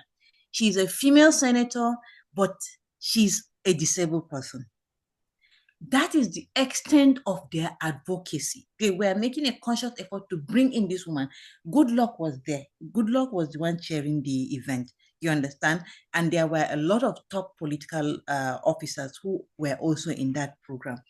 It was a signal. It was a message that was sent to the Nigerian leadership generally. Imagine Uganda of all people, they have a female senator and a disabled one for that matter. I've not even started talking about the disability people, because globally we have 15% of the world population who are disabled and they are marginalized. So let's not even go there. So in terms of the religious perspective that you were talking about, how can you make the Islamic sector to have women leaders? Well, I'm sorry to tell you, I also studied Islamic law in my university day. You understand? Part of some of the courses I studied also include Islamic law. You see this inheritance issue. They said women are entitled to half of what a man will get. You understand? But is that the real practice? In as much as religion says half of what a man gets is what a woman will get, Nigerians, let me use Nigeria. Let's come back home. Nigerians have diluted their religious practices with cultural practices. You understand? The belief in the Islamic law is that if a woman gets half from her father, definitely from her husband, she will also get another one. And the idea behind that half is to protect the family's properties. We will not take our property to another man's house. Go and get it from that house. And I buy that idea 100%. It's good. You understand? But in as much as religion says you will get half, you will find out that these half are not even given to some women. They will start pondering, okay, no, if you don't have a child, no, if you are not up to this age, you will need a caregiver, this and that. You understand? So, and then also, let me just cut the long story short. Well, from what I said earlier on, during the engagement with the religious leaders and traditional leaders, I initially said I struggled to get even 2 women as my target group because we didn't have any. But we had to build the capacity of some. And these religious leaders and traditional leaders consciously inaugurated these women to take some of these positions, even though they will not be imams for now. Until we have reached there, that's when they will be able to be imams. But for now, let's start with women leaders. You understand? or at the community level and at the religious level. Thank you. All right, this is a wonderful presentation, and I can see the comments here. Agnes Karatu, she's a nurse from Gombe, say wonderful presentation. Because of that, nurse Agnes, you are going to give a vote of thanks on behalf of this batch. And she was in batch, I think we're in batch 9, right? Yes, now you are going to give, she's one of our alumni too. On behalf of this batch 12 graduating today, please appreciate Mrs. Elizabeth for this wonderful presentation. Even this inheritance, right? This time, just getting clarity that the idea was that you get 50% from your parents and from your husband, 50 plus 50, making 100. This is a good analysis. I pick that. Thank you so much. So, Agnes, you can go ahead. Okay. Good afternoon, everyone. Hello. Good afternoon, everyone. Can you hear me? Okay. Thank you very much, Barrister Michelia. I must confess, this is one of the very excellent presentation I had through this course for these few days we have. We really appreciate that. I really appreciate women that are standing up for women. And it's really a good thing if women are empowered. It will really change so many things. Sometimes I tend to agree with some men, not always though, that say women are their problem. There are some issues that when these women are being sanitized, some of these problems that are coming up will not be there. Let's say a supportive woman will hardly have issue taking her husband to human rights. That is, if she's very supportive. But some of the women will think the husband has to do everything, and problem comes up. Maybe she is a civil servant. Thank you very much for this wonderful presentation. Though the time is very short, I believe you have so much in store for us. But we really appreciate the token you have given us.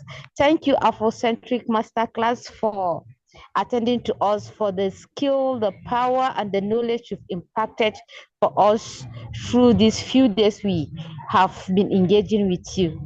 Thank you. You're welcome. So, Barrister Elizabeth, don't go yet. It's a debate. Barrister Galia from Bauchi, she's joined us. But now we are going to take the keynote speaker from Lagos, Barrister Osuji Tima. He's going to look at one of the controversial issues. Everybody knows that. At what point does can we say that a man has committed spousal rape? If you want to browse in the dead of the night and you just touch your madam and your madam say, sorry, I'm speaking broken. And your wife say, you're not taking my permission. Is it an Eurocentric perspective? And what does Nigerian law say? Nigerian law, does it recognize spousal rape? Can you sue your husband for raping you? So these are the legal perspective. So ladies and gentlemen, before I introduce him, I'm going on LinkedIn now. I'll get his profile. Then, and again, I'll share the link there. Make sure you follow him. Then, okay, wait, give me some moments. I'm coming. So I'll read his profile. Then we now make this presentation. Then thereafter, we are not going to have a Barrister Galia from Bauchi State Ministry of Justice. Okay, I'm coming. Give me some moments. Okay. Let me check now. Okay, good. He's here.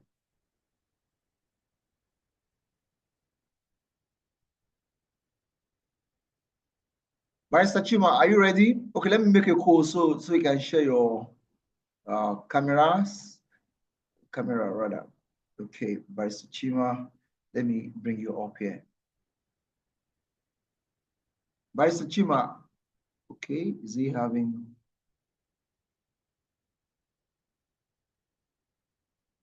I'm not sure he's on this call. Okay, well, let me get it here. Okay. Obvious. Okay, this is Barrister Chima.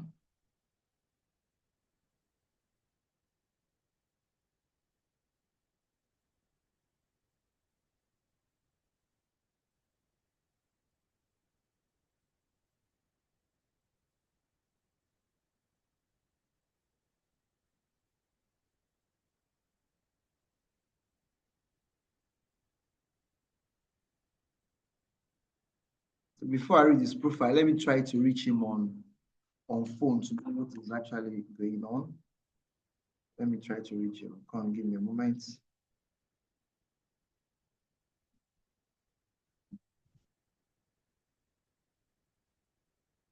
All right.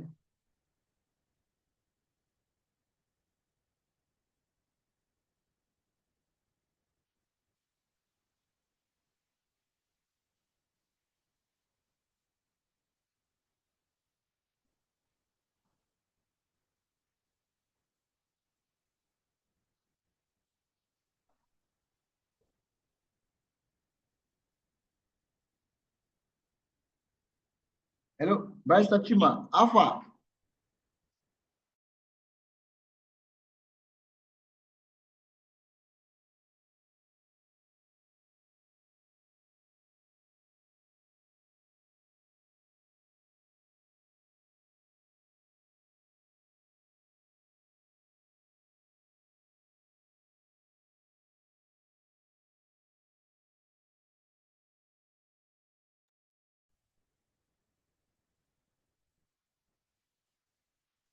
Okay. Hello, can you hear me, everyone? If you can hear me, can you please type one in the comment box? If you can hear me, please type one in the comment box. Let's do that quickly now. Go to the comment box and type one to confirm that you can hear me clearly. Oh, Barrister Chima, good to see you. I think we have light now. Let me get my light on.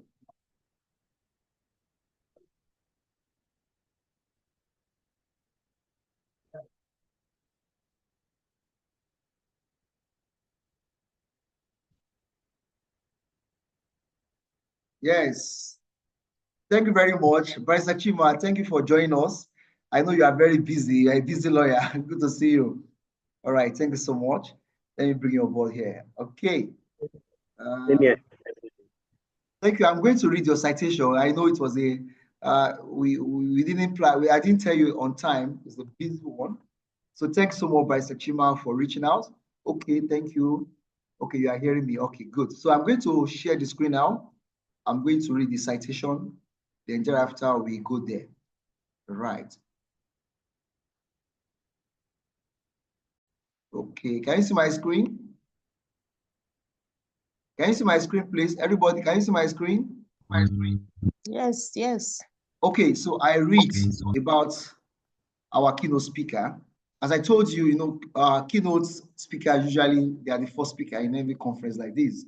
However, this is an online event, and we have to make sure that we keep people engaged and keep them in the session throughout. That's why we have to make the adjustment.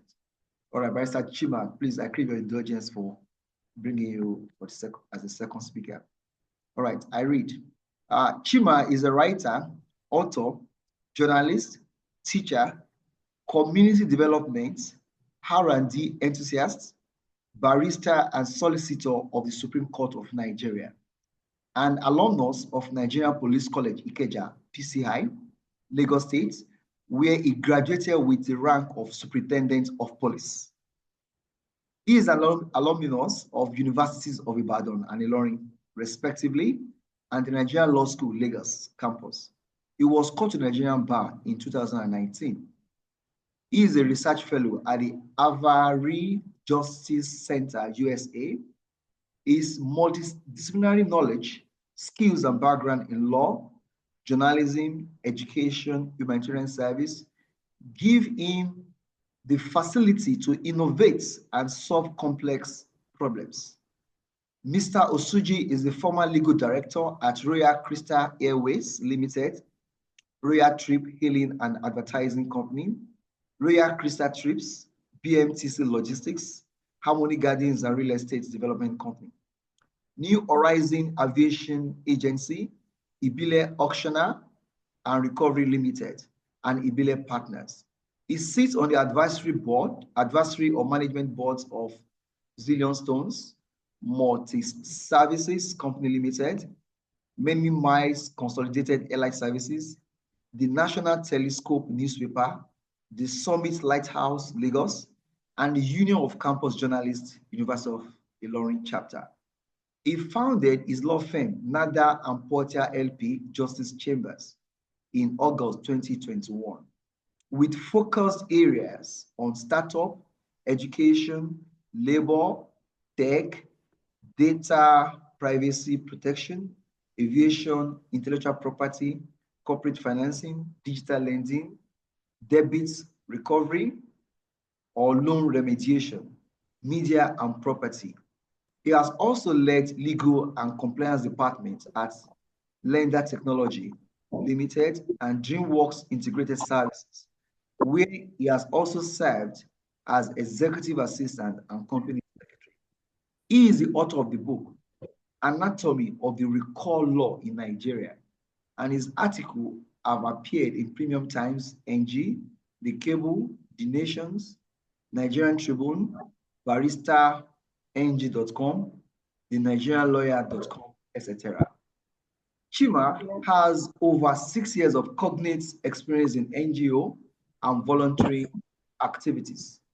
He initiated Project GEMS, Grassroots Education and Empowerment Scheme, a grassroots-based initiative that has empowered about 250 women and girls with vocational skills in selected rural communities in Nigeria. Together with his team, they raised seed capital and used to empower selected SMEs in Kwara State, Nigeria. He is one of the founding members of the Educational Trust Foundation for Sustainable Edu Trust Foundation, where he serves as a law and policy reforms officer. He is currently the chief of staff at Aviot Industry Incorporated in Lagos. By Sachima, you didn't have that. You are the legal advisor for Afrocentric. You didn't have that. You are the legal advisor of Afrocentric. Well, I must say that thank you very much for All right. the introduction, for having me. Ladies and gentlemen, I present to you by Sachima Osuji. I'll go off mic now, so it takes over the class. Thank you so much, Barrister. Thank you, Soji. Thank you for having me. And good afternoon, everyone. It's indeed an honor to be in the midst of the graduating sets and to also be a part of an indigenous scheme that is designed to promote Afrocentric solutions to solving our own problems. It is homegrown. So congratulations to the initiators and the organizers of this event. The citation read, I must add that it's inexhaustive and outdated, and which is why you didn't get to see the inclusion of my role as legal advisor to the Afrocentric Masterclass and to other organizations that I'm actually currently serving or advising. Having said that, like I said, I'm delighted to be here. I've always wanted to be a part of it, but due to my extremely tight schedule, I'm sure the organizer or founder was able to find a perfect way of securing my participation today. So going straight to the meat of this discourse. Yes, I heard the moderator and the convener, share an overview of what this topic looks like. Marital rape, or what they call spousal rape. Can a husband, be said to, can you accuse your husband of marital rape or spousal rape? Can you even sue? Is there an action or a remedy, a cause of action for marital rape in Nigeria? Now, I'll try as much as possible to domesticate this issue. Why? Because this topic is very sensitive and very complicated. Before going straight to the point, I need to be sure if everyone can hear me. Can you all hear me, please? If you can, just indicate with the right emoticon or emoji, then I know that I'm not speaking to myself. But congratulations to the grad ones once again. But can you hear me clearly before I proceed? Yes, you can hear me. Okay. Yes, thank you very much. Thank you very much. So I want to just start by asking you a question. Do you think marital rape exists in Nigeria? Do you think it's a thing that is possible and legally recognized? I just like open the floor for that contribution. Let me just start by knowing your pulses on the topic. And like the convener said, I'm basically a keynote speaker. I'm not here to give a full-fledged lecture, but I'm just here to the word there is that's the Polofreran principle. That's the conscientization principle. I want to conscientize you and provoke your thinking and see if we can have some kind of robust discussion and be very realistic by citing real-life examples and be realistic in our submission. So please, can anyone just contribute in a minute or two? What do you think? Do you think marital rape exists? And do you think it's something that is legally recognized and there is a solution for it at law? I'll just leave the floor for our contribution. Just anybody who has anything to say regarding this topic. Marital rape, do you think it exists?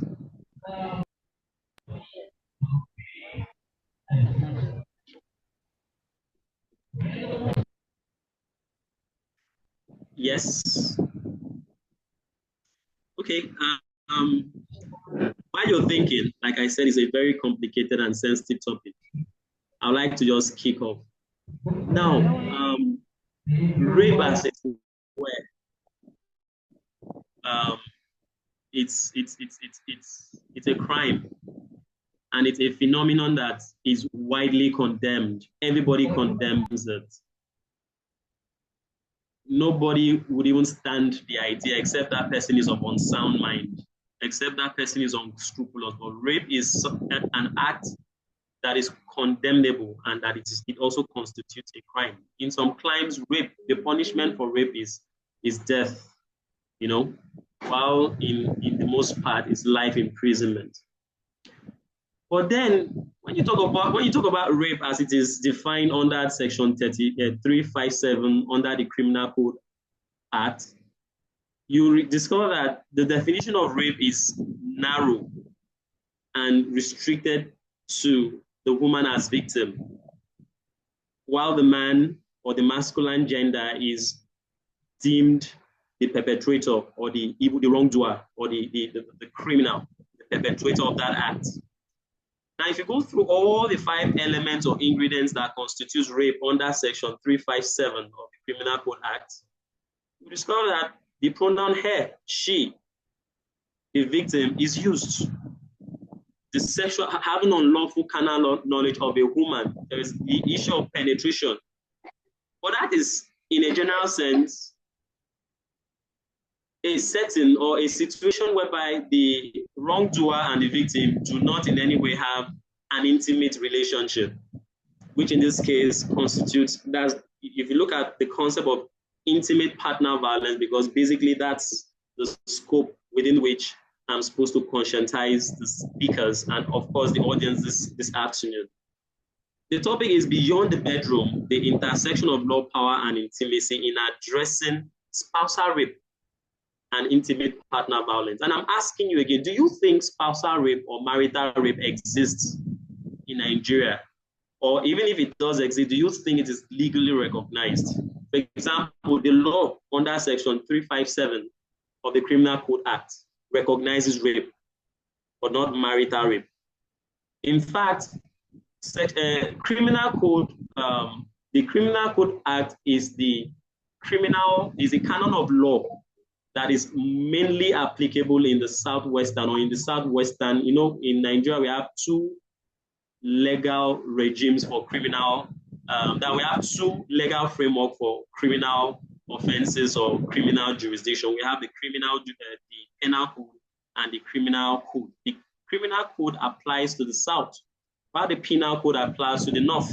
So in the north, what is applicable in the north is the penal code, and what is applicable to the south is the criminal code. And all the states that you can find in the south are the states you can currently find in the southwestern region of Nigeria, the southern part of Nigeria, and the southeast. The rest, other geographical zone, geopolitical zone, fall under the northern hemisphere or the northern region. That's the north that upholds the penal code. Under section 282, you will still find the definition of rape. That's the generic definition of rape, along with the ingredients that constitute it. You're having sexual intercourse or having carnal knowledge with a woman without her consent. And beyond the consent, such consent may be obtained by coercion or by force, under duress, or can also be obtained by fraud. So you could see the gender-specific nature of the definition of rape under the Criminal Code Act as well as the Penal Code. In fact, the Penal Code specifically mentions that marital rape is not recognized under Section 282, subsection 2. And that provision of the Penal Code states clearly that sexual intercourse by a man with his own wife is not rape. Is not rape if she has not attained the age of puberty. And of course, we must understand the dynamics, the socio-cultural dynamics, in Nigeria. What may seem inappropriate in the South may be appropriate or practicable in the North. For example, what we call early marriage or child marriage in the North, as much because since it is governed by the Sharia, that's the Sharia law or Sharia principles. The age of 18 is not the age of majority for a woman or for a girl in the North. But what? The age of puberty. And the age of puberty has no specific, ceiling as to whether it is 14, 15, 16, but what the Sharia, law states, or what is generally acceptable or understood in the North is that when a lady attains the age of puberty, she is said to have come to the age of maturity. That is an adult in that sense. And so a man is guilty of marital rape if his wife has not attained the age of puberty and he sleeps with his wife, or he has, sexual intercourse with his wife. It is on that note that the Sharia law or the Penal Code, as the case may be, recognizes spousal rape. So you can see that while the Criminal Code is silent on spousal rape, the Penal Code is also silent in the first, part of Section 282. But under Section 282 sub 2, it went on to state clearly that spousal rape, it recognizes spousal rape only when or only if the man sleeps or has sexual intercourse with his wife if she has not attained the age of puberty. I hope you're following. Now, when it comes to intimate partner violence, generally, we can identify that is a phenomenon that, in fact, has become a scourge. It happens. It's everywhere, isn't it? As we speak, so many spouses are being, are going through this experience of intimate partner violence.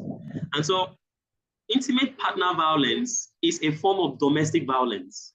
And domestic violence, if you look at it across our states in Nigeria, that's one common ground that most states have actually found, to say that domestic violence is a scourge that everyone must fight against, must nip in the bud, otherwise it will erode the family system. It will destroy that very important, segment of our society known as the family. Because in our homes, we have so many things happening, isn't it? So while we all agree that domestic intimate partner violence exists, and it is also widespread, even Nigeria, may not be an exception. In the North, it is happening. In the West, in the South, it is happening. But why then do we see marital rape as the unthinkable thing, something that must not be said? It must not be heard. It is a taboo for a woman to report her husband of marital rape. Like the moderator said, how does it really stand? Can a woman sue her husband for sleeping with her without her consent? I would like to open the floor again. What are our thoughts? At least by now we would have actually been thinking. So what do we think about it? Do you think it's socially approved in Nigeria for a woman to bring a lawsuit in court against her husband for sleeping with her without her consent, for coercing her to sleeping with her with him and all of that. And do we really think for a second that marital rape applies to just women as victims alone? Do we really think that, or are men also victims of intimate partner violence without necessarily restricting it to the women folk or to girls or women? Are men also victims of intimate partner violence, or can a man be a victim of marital or spousal rape? What do we think for a second before we continue further? So far, we've looked at the extant law, but the extant laws are not exhaustive, because from the feedback I get from you, I'll be able to know where your current levels of reasonings are, what your understanding on the subject matter is, and now help you navigate through the legal frameworks and some sociocultural and religious issues and contexts that we can identify to bundle or unpack this subject matter. Remember, talking about beyond the bedroom, the intersection of law, power, and intimacy in addressing what's spousal rape, otherwise known as marital rape, and intimate partner violence. So what are our thoughts? Just in 30 seconds each, let's make this participatory. What do we think? Is it a taboo in Nigeria for a woman to sue her husband for sleeping with her without her consent, or coercing her into sleeping with him, or vice versa? Or do we think men can also be victims of marital rape? Over to you.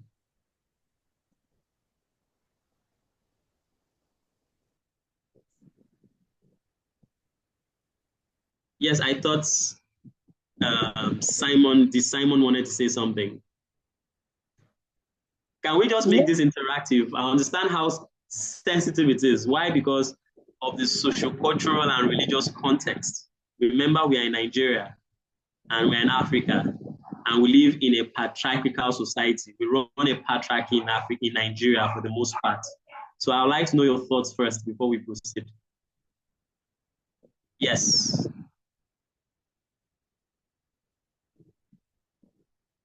Okay, can you just answer the question? Can a man be a victim of marital rape? Or what do you think? Is it socially approving for a woman to bring an action, or to even report her husband to his father or to her in-laws that her husband has slept with her without her consent, or forced her to do so, vice versa? Yes. I think Joel wanted to say something.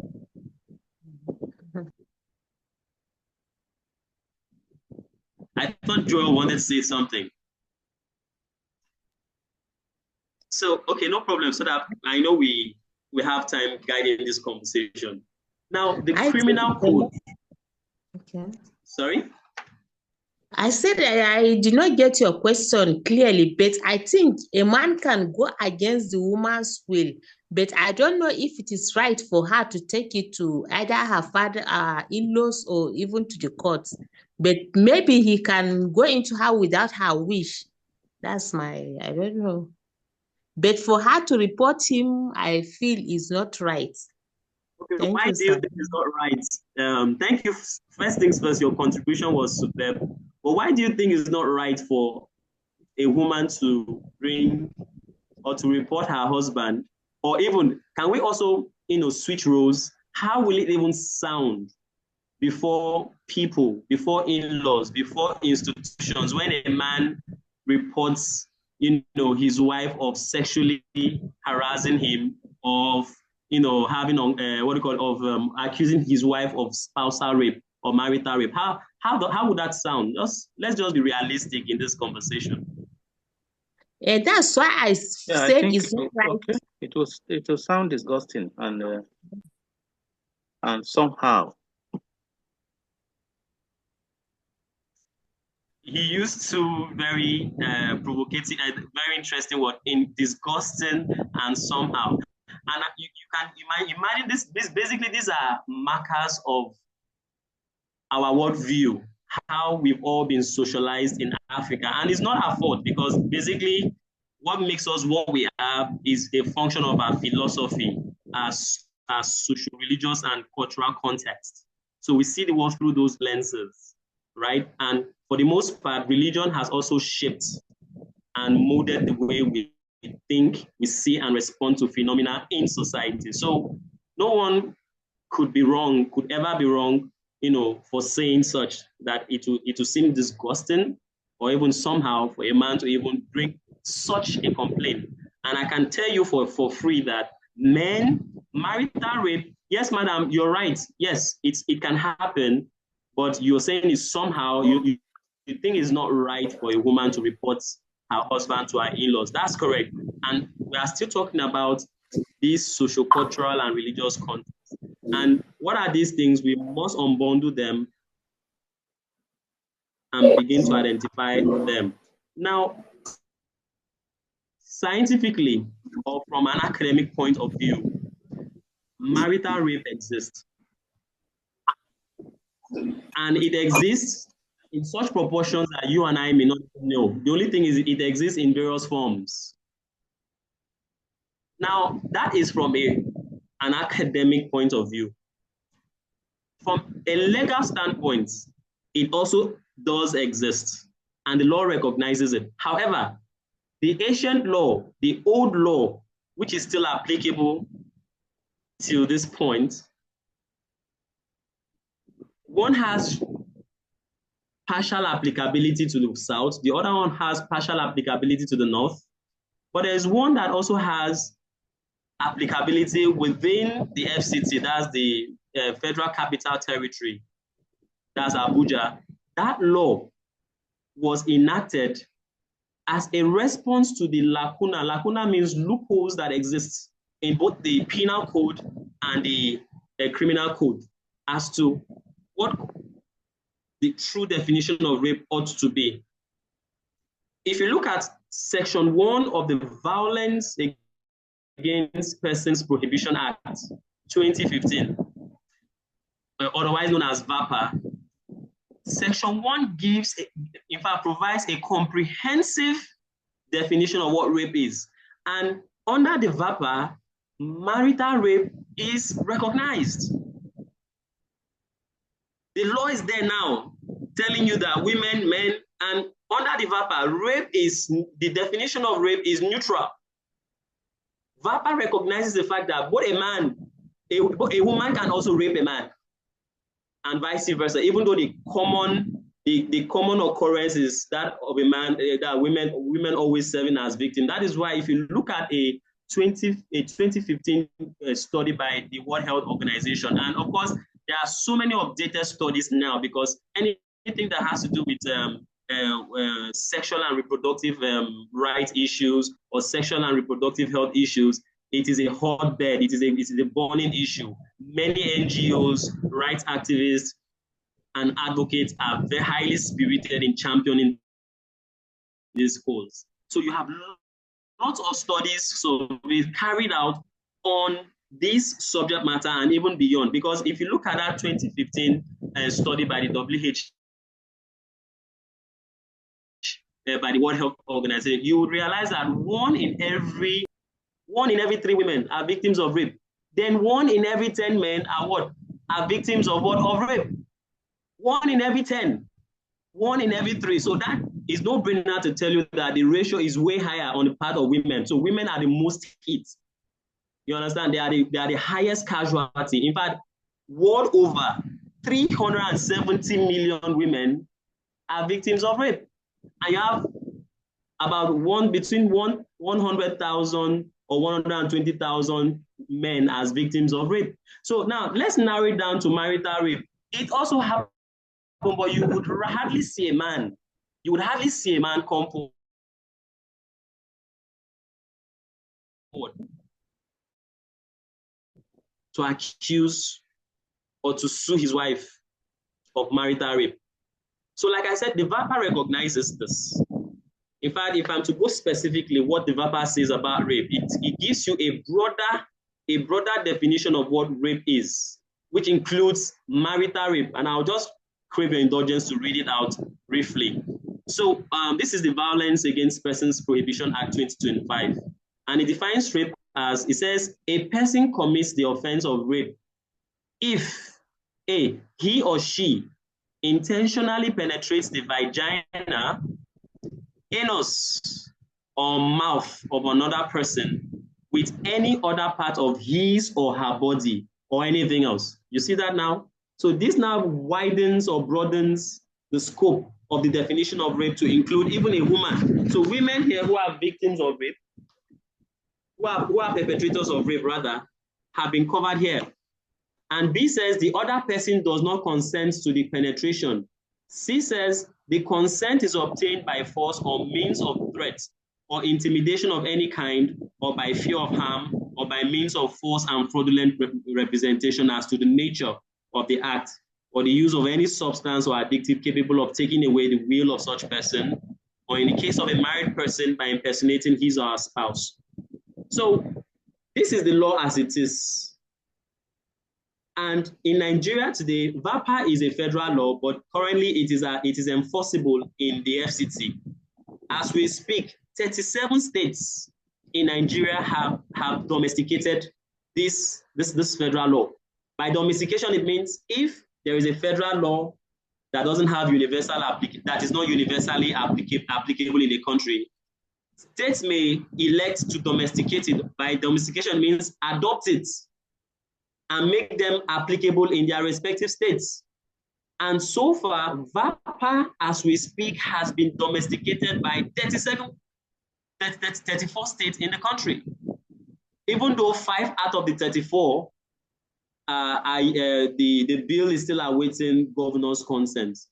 But the good thing about it is that states are now beginning to understand and reckon with the fact that certain atrocities are actually committed within the 4 walls of our homes, within the 4 walls of our houses, of the place we call our humble abode. And this discussion, this phenomenon of intimate partner violence has been on from time immemorial. It's not something that started now, but we are talking about what we can do collectively to curb this menace, to nip it in the bud, or to at least reduce it to the barest minimum. Because whether we like it or not, you would always find people whose level of social behavior are below the moral, the baseline that society has set, and is way off board. So you would always have people, acting in ways and manners that are despicable. However, it is still something that is real. And one of the things I really want to draw attention to is the fact that even in Lagos State, where I practice, Lagos State has a law known as the Protection Against Domestic Violence Law of 2017. Now, if you look at that law very carefully, for those of you who can Google it, that law does not in any way define rape, because intimate partner violence is a form of domestic violence, as we all know. And it can take, various forms, all right? It can take the form of coercive controlling. It can take the form of violent resistance. It can take the form of what we call situational couple violence. It can also take the form of separation-instigated violence and mutual violent control. These are the 5 forms, according to Michael Johnson, that, the typologies of intimate partner violence, okay? I'll take that again. It could be coercive controlling violence. It could be violent resistance. It could be situational couple violence. It could also be separation instigation violence. This one is caused by separation. And it could also be mutual violent control. So I'll go back to the Lagos State law, the domestic violence law. The Lagos State domestic violence law defines domestic relationship. It says domestic relation, that is under section 18 sub 1. That is the interpretation clause. It defines domestic relationship to include a relationship between a complainant. The complainant is the victim, right? Which could be a male or a female, but in most cases, as we know, women are usually the ones who tend to, report such cases. And a respondent in any of the following ways, where the most instructive for our discourse is Roman numeral 2, where they live or lived together in a relationship in the nature of marriage, although they are not or were not married to each other, or are not able to be married to each other. So to narrow this down, because we want to link it, we want to narrow it down to intimate partner violence. Now, that is what the Lagos State's law on domestic violence stipulates. Now, it now goes for that to define domestic violence.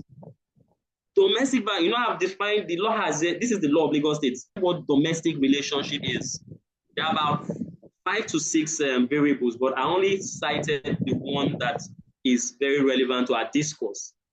But it also goes further to define domestic violence as any act listed below against any person. 1, sexual abuse, exploitation, including but not limited to rape, incest, and sexual assault. Can you see that now? So even though you may not have or find anywhere, you know, under the domestic violence law of Lagos State, that's the 2017 law that talks about rape, spousal rape, but in the interpretation section, it now, you know, gives us a clue of what it means when certain, you know, things, or when certain things are mentioned. For example, when you talk about domestic relationship, you can see the variables there, and the one that is relevant to our case or discourse is what I have cited. It now goes further to define domestic violence as what? As one of the variables, with sexual abuse, exploitation. So a man can actually be guilty of marital rape or spousal rape. A woman can also be guilty of marital rape. That's just my point, because we need to really look at what the law says. Okay, so from the standpoint of the law, a man can be said to be guilty of marital rape if and only if he or she is able to bring forth an action against that perpetrator in court or a court of competent jurisdiction, and the complainant or the victim is able to prove his or her case. Now, that's just law, right? Let's talk about law in practice, or what exists in our day-to-day lives. Now, that's what the law says, right? But I'll just give you an annotation. Let me annotate this. In 2011, Lagos State abolished or decriminalized what is known as bigamy, right? Bigamy no longer exists in Lagos State.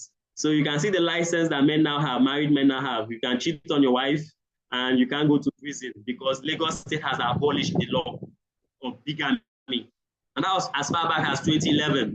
Why? Because the courts have been redundant. That law had been a redundant law for as long as we can remember.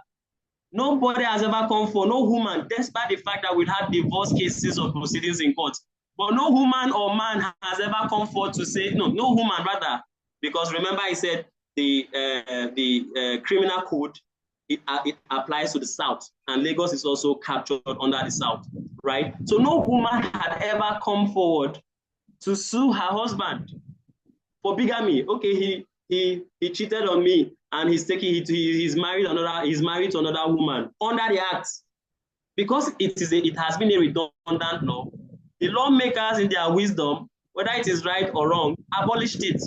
So rather than having that law to be redundant, let us abolish it because it is part and parcel of our lives. Now let us come home to marital rape or spousal rape. Where the law exists and people are not taking advantage of the law, what do you think is responsible for it? I just cited the case of bigamy in Lagos in 2011. So right now, no woman can sue for bigamy in Lagos State. Why? Because it no longer exists. It has been decriminalized. But spousal rape remains a crime in the FCT and in all those jurisdictions that have domesticated the VAPA. Now that we know that it exists, and it will shock you to know that even in some northern states have domesticated the VAPA. Okay? Some northern states have domesticated the VAPA, and they include Bauchi, Adamawa, Borno, Gombe, Jigawa, Kaduna, Kebbi, Kogi. I can go on. They've domesticated the VAPA. But the question is, why are men, or the victims not taking advantage of this law? Why? Let us also remember that a lot of anomalies are actually taking place now. You hear of course, same-sex marriage remains a crime. It remains an offense in Nigeria. It is prohibited. So in Nigeria today, you can't have a man being married to a man.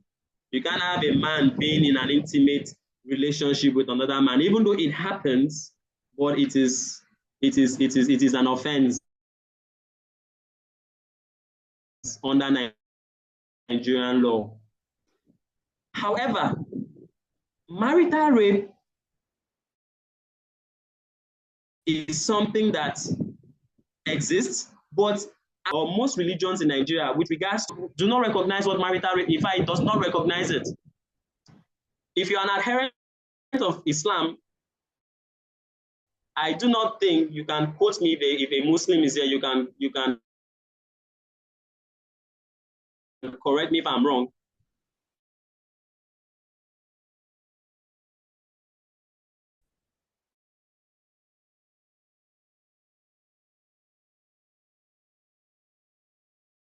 The Sharia or Islamic law does not recognize. His network is fluctuating. Spousal rape. The only instance where spousal law has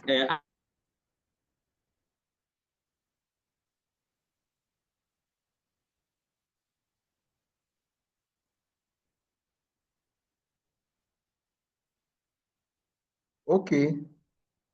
I think he's having network issue. Hello, can you hear me? Hello, can you hear me, please? Yeah. Hello. So you can. Hello. Yes, I don't know what happened. The network yanked me off. I don't know where. Yeah, that's it. Can you hear me now? Yeah, we can hear you now. We can hear you now. Can you hear me now? We cannot hear you. Let me make it cost. Can you hear me now, please? Yeah, we can hear you clearly. We can hear you. Okay. So so that we can wrap things up and commence the conversation. Like I said, this topic is highly sensitive, is provocative. In fact, let me just go scriptural or religious, apart from the patriarchal system that we practice. You know, it's important we understand one thing, that when you think as a marital rape or spousal rape, it is never about sex. Marital rape or spousal rape was never about sex. The main thrust of marital rape is about power and control. You can well, I'm saying this to challenge our speakers today so that we can have a robust debate on this. The main thrust of marital rape was never about sex. It was never about sexual intercourse. It's about power and control. It's, in other words, one party wanting to dominate or have dominance over the other. And let's just make a few references to what we can find in the Holy Scriptures. For example, in Ephesians, I think it is in Ephesians, I captured it somewhere. Give me a minute, please. Okay, so I think it's I captured it somewhere. Okay, yeah. 1 Corinthians, or the Christians and even Muslims alike, or any person. 1 Corinthians chapter 7, verses 3 to 4 reads, "The husband should give to his wife her conjugal rights, and like have the authority over her own body, but the husband does. Likewise, the husband does not have authority over his own body, but the wife does." That is for 1 Corinthians 7, verses 3 to 4. Quickly, Ephesians 5, verses 22 to 24. Ephesians 5, verses 24 to 25. 22 to 24. It says, "Wives, submit to your own husbands as to the Lord. For the husband is the head of the wife, as also Christ is the head of the church, and he is the savior of the body. Therefore, just as the church is subject to Christ, so let the wives be to their own husbands in everything." So we are coming down to our own reality now in Nigeria, because we must talk Afrocentrically, isn't it? We must talk Afrocentrically. So let us go to the Quran, to the Holy Quran, chapter 2, verse 223. The Holy Quran, chapter 2, verse 223. It says, your wives are as a tilth. Your wives are as a tilth unto you. So approach your tilth when and how ye will.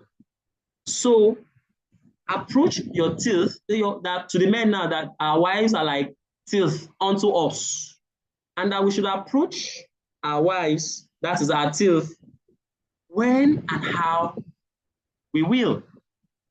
Like I said, this is open for debate and broad, robust discussion, because I want to see some perspectives this afternoon. Let us talk about our reality vis-a-vis our socio-cultural and religious context.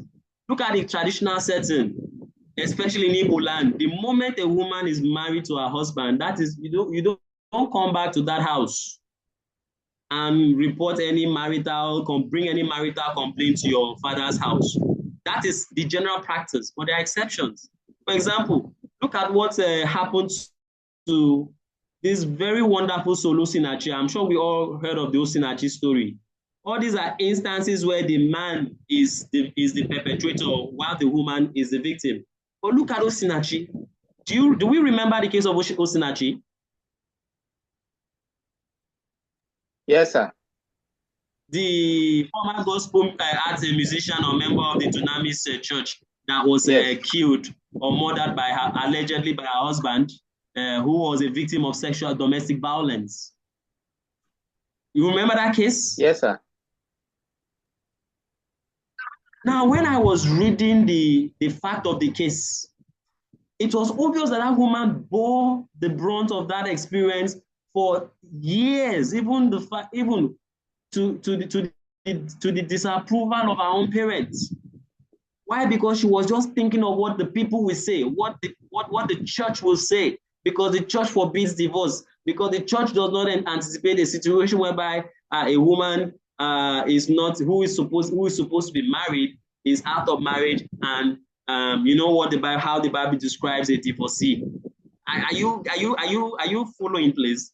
She died eventually because she could not escalate it. But I can tell you this, apart from Osinachi of blessed memory, there are several other men that are also suffering that same fate. Well, you might say how? It's most unusual, but it happens, and it is happening now as we speak. Why? As a lawyer, I have handled cases in the past, and I can tell you that these things happen. In fact, I will tell you a story of what happened in Abuja. A former client of mine, that marriage has been dissolved, but it got to that very gory state. Now, this is a man who, in this case I've cited, the man, was the perpetrator while the woman was the victim. He was an emperor, a warlord, a duke, who's basically the culture of entitlement. I'm the man, you're the woman, shut up when I'm talking, all those stuff and all of that. So this man was an alcoholic, a drunk. He was also unscrupulous and bad-tempered. Was highly temperamental. So there was a situation where it was a regular occurrence whereby he keeps out late. He comes back 2 a.m., sometimes 3:30 a.m. in the morning. And when he's honking, he must not honk more than once. He only honks once. The moment he honks more than once, the wife is in soup. So there was this particular day, and that is how she's been enduring the beating, the assault. But this particular incident is just what I'm trying to really bring home so that we can appreciate the topic that we're discussing today. And tell me which religion would encourage this. Because while I know that religious texts or stance may be clear on some subject, but I still know we must meet each other at a common ground where religion will say, no, this one is way off board. So I'll continue. So on this particular day, she was just so tired, having cooked, taking care of everything, and she dozed off. And this man came in 4:20 a.m. in the morning. Honked. She was not awake. Nobody was there to open the gates. His own younger brother, who was also staying with them, was not meant to open the gate, but his wife, that was his rule. He honked, and according to his own rule, a draconian rule, she was in soup that day. So when he kept honking aggressively, She woke up. I think it was the brother who went to to alert her. So she came out, but she knew she was just in for it that night. So she just went, and she's always pensive, in fear, in palpable fear. She went, opened the gate. You didn't see the way the man drove in like a commando. Drove in, parked, came out. The woman had barely even closed the gate. He just went there, slapped her. You know this thing we call raking, cleared her to the ground, gave her some punches. Are you following me? I'm just painting a mental picture in your heads, on your mind's eye, so that you can see the film playing out. Gave her some very, very strong punches, and guess what? Pulled her by the hair from the gate down to the stairs to their matrimonial bedroom. That's their matrimonial bedroom. Pulled her by the hair like an animal down, and intermittently he would kick her. I mean, this is no child's play. This thing happened real life. Pulled her down there. So when and the brother was not really in support. The brother tried, but in his own house, he is the Lord. If he's doing anything, you dare not intercept him. The brother tried, but it was futile. Succeeded in dragging her by the hair into their, and that was up the stairs. A story, I think it's a mansion with a duplex. So got into the room, the kicking continued. But brought out his belt. Pia, Pia, are you following me? Pia, like that. She was just screaming. Then the next thing was, guess what? Laid with the woman. And the laying was not the, the consensual kind of intercourse. She didn't die, but I'm coming back. Thank God for her life, and thank God for reason, because she almost had the Osinachi mentality. In this case, she was not even a gospel or religious figure. She's even in law, we say persona non grata. Nobody knows her, but she just happens to be my client then. Right? Belting her like an animal, then that is what we call marital rape happening real time. You know, when you're making love to your wife or to your partner, not necessarily your wife, right? I'm not talking about religion here from a general point of view. It's consensual. You know, the feeling is rhythmic. There's a rhythmic flow or sequence, the feeling. This is an animal-like kind of exchange. The intercourse was dehumanizing. And at the end of the day, it did something very terrible. I can't even, for the sake of propriety, mention it here. And at that point in time, she was even still contemplating carrying on with the marriage. And I told her, no problem, just sign your death warrant. Maybe in the next couple of months, we'll just publish your obituary and you're gone. But she eventually listened and came out of that marriage, that abusive relationship. Those were married couples or spouses. There are several instances of this scenario playing out, even in other unmarried, in situations where you have unmarried spouses having the same experience. So our socio-cultural and religious context make it impossible for victims to even voice out. In fact, because it is, for want of time, I'll just give you a synopsis. In America, do you know that there is this concept of spousal rape where there was initial consent? You started out there, she said, yes, you guys are doing it. Then if in the course of the intercourse, she says, no, I am not, please stop. And you make that mistake of 1 second, you continue, you have committed rape. And in this case, spousal rape in the US, in one of the states in the US. I am telling you. Okay, Barrister Chima. Yes. So thank you very much. Barrister Galia is here. This one you mentioned, that means the consent.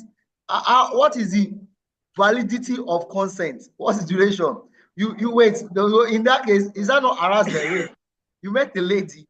You say, let's go and do something. Let's go and browse. She agrees. Then you are doing foreplay, and your erection you have gained erection, and someone now say you should misdirect your erection. How do you misdirect your erection? And you must say, you know, there's a point of no return for men. Let's face the fact. Point of no return. So she has agreed. She has given you consent. And at the point of now, when already, after foreplay, what's the next thing? You get an erection. You now want to do this something. She now say, no, consent withdrawn. Can a man now say, I want to file for harassment, sexual harassment?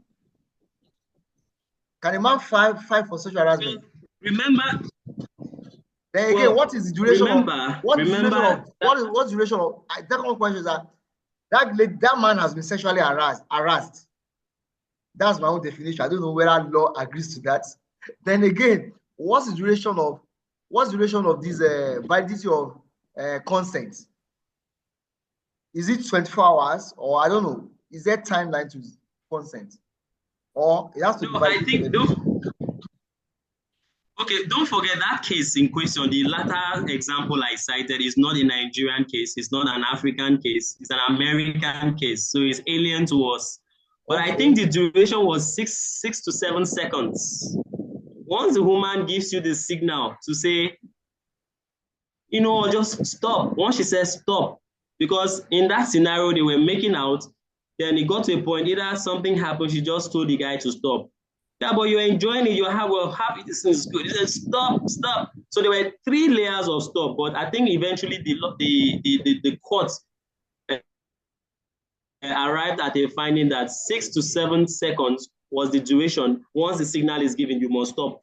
So if it was oscillating back and forth and that red flag or that signal is sent, make sure whatever business you're doing there stops with between 1 to the 6th second, because she has already told you, except she doesn't want to bring that action against you. So that is the law in the US, but it is alien here in Nigeria. It does not apply. But what we do know that the law recognizes in Nigeria today.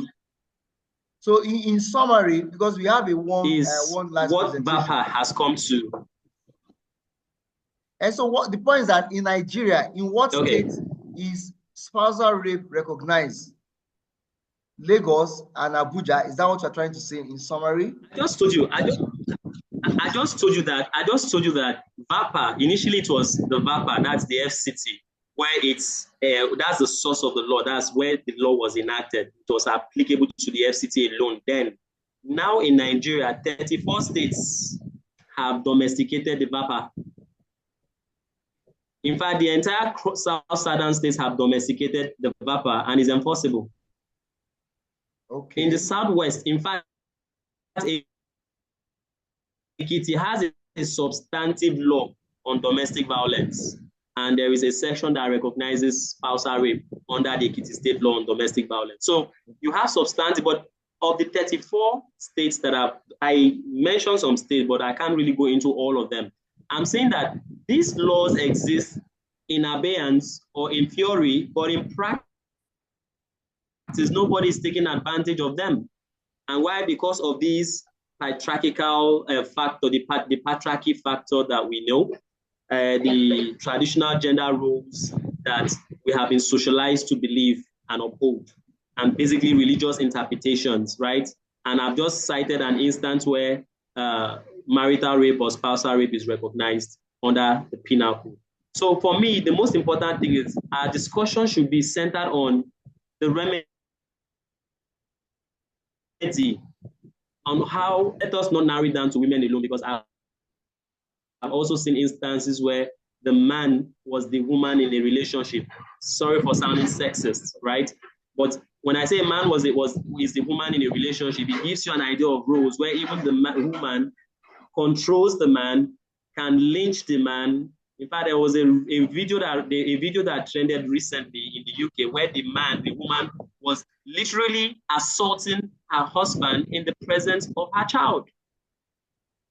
And we're talking about domestic violence, assaulting the man, and you could see that the woman was in charge. Are they white couples or black? They are blacks. Okay, blacks. I saw it. Blacks, Africans. Yes, blacks. And the child was watching on videoing. And that's the man behaving in this, imagine that happening in Nigeria. What would we readily say? Is this woman a man at all? You're a woman. How can a woman be embarrassing a man like that? So this is our reality. So our discussion now is, how do we break the bounds of this stigmatization that exists?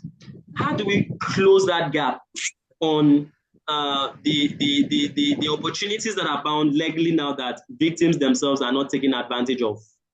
And that's where advocacy comes in. That's where inter-religious cooperation or collaboration comes in. And that's why parenting, I think the first point of all, in my opinion, I didn't want us to have it at this point, but basically parenting also has a crucial role to play. The school system also has a role to play, and our religious and traditional institutions, equally by extension, are partners or stakeholders in ensuring that the right behavioral patterns are exhibited. These religious tenets are valuable, they are good. They are not bad. It is just the excess. People kill in the name of Islam as well as in the name of Christianity, but is that what the religion teaches in reality?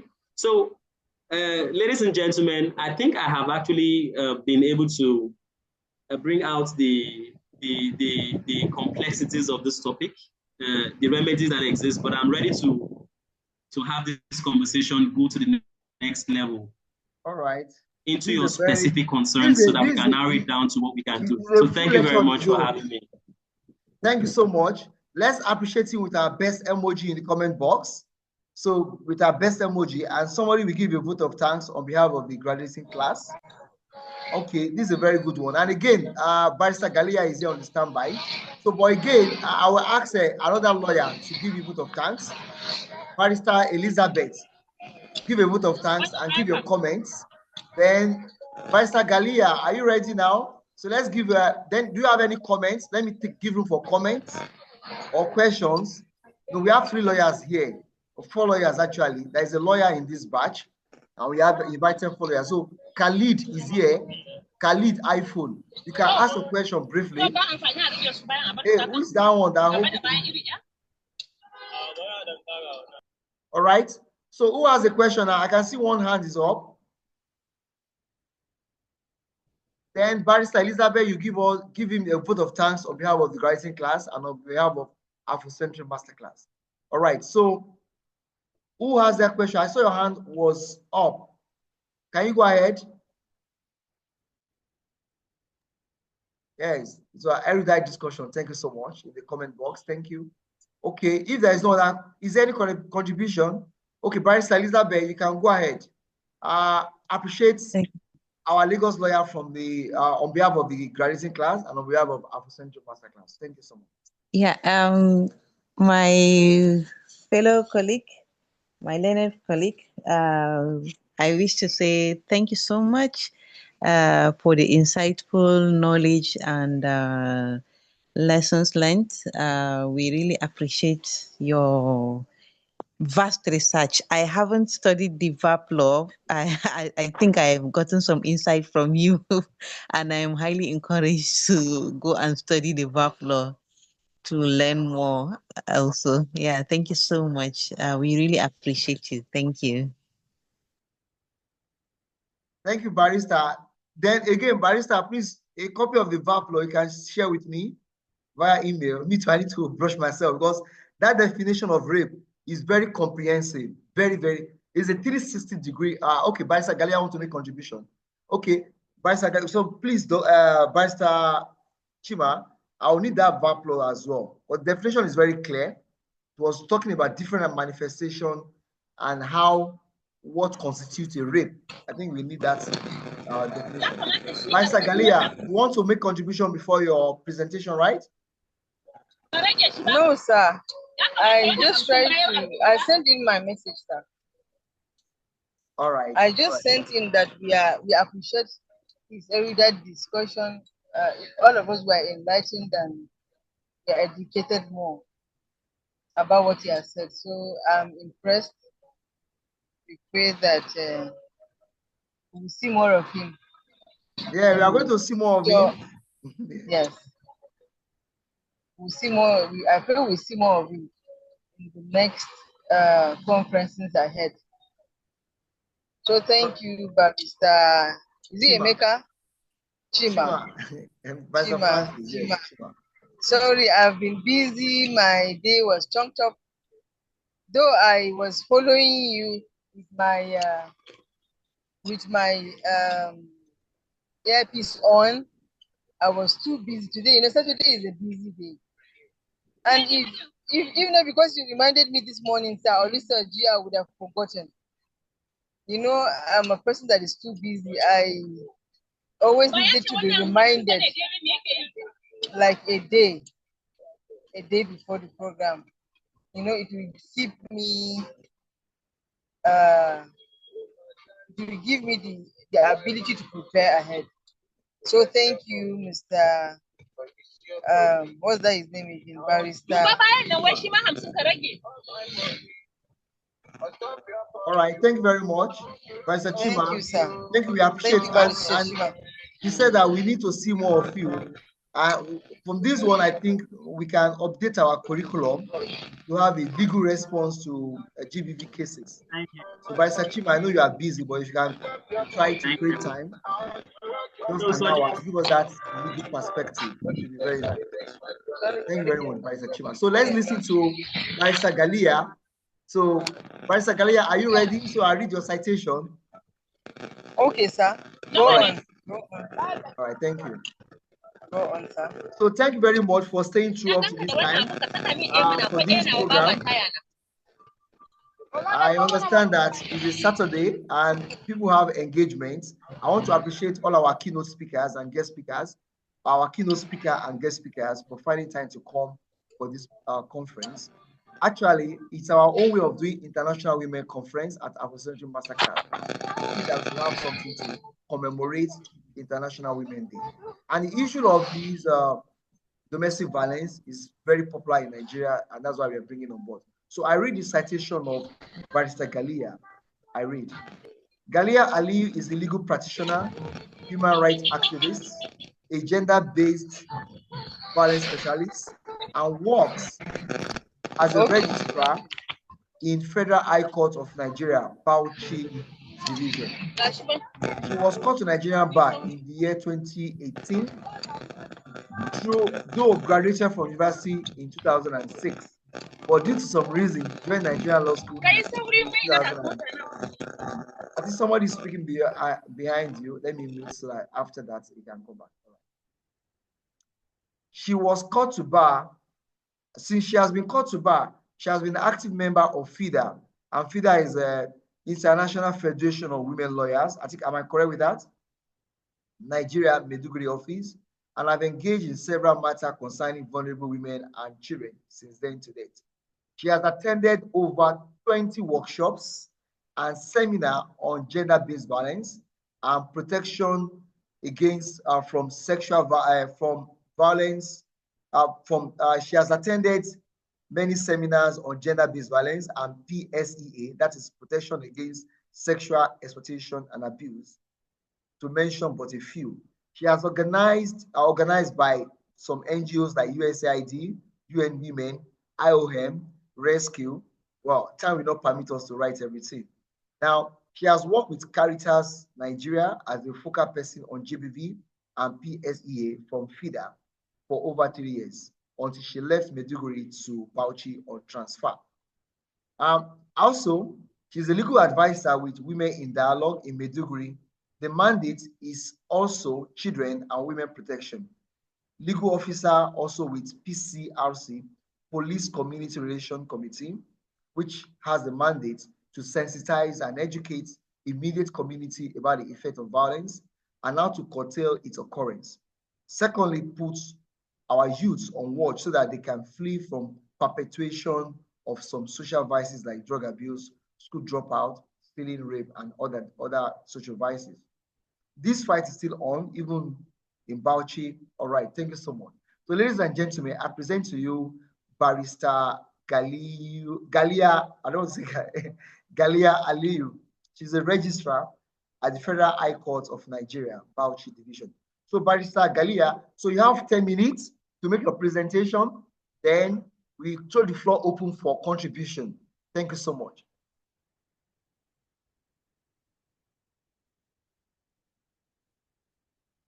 Your mic is muted. Okay, let me, okay, I'll mute your mic. Can you unmute your mic? Please unmute your mic. Can you unmute your mic? Just click on it. Can you please unmute your mic? Your mic is muted. Barrister Galea. Can you unmute your mic? You have to unmute your mic. Hello? Barrister Galia, hey, I don't know, the mic is muted. I'm not sure she can hear me. Okay, can you unmute it now? Okay, yes, thank you. Yeah, we can hear you now. You can go ahead. Can you hear me, sir? Yes, we can hear you clearly now. You can go ahead, ma'am. Thank you very much. Okay, sorry. I think it's network problem. So even as I'm tapping the unmute, it's not responding. That's why. But I'm hearing everything you're saying, sir. All right, thank you, ma'am. Thank you. It's nice to join you this hot afternoon because it's very hot in Bauchi. I thank God for the opportunity and the privilege to be part of this great gathering. Thanks, Oluseji, for recognizing me to be part of this program as the students graduate today. I wish them the best as they go for their future endeavors, sir. And I trust that they have learned a lot from you because you yourself, you are a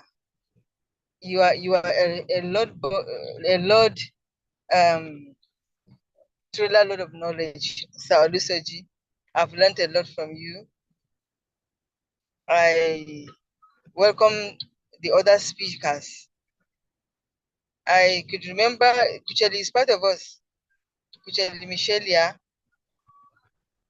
Are you hearing me, sir?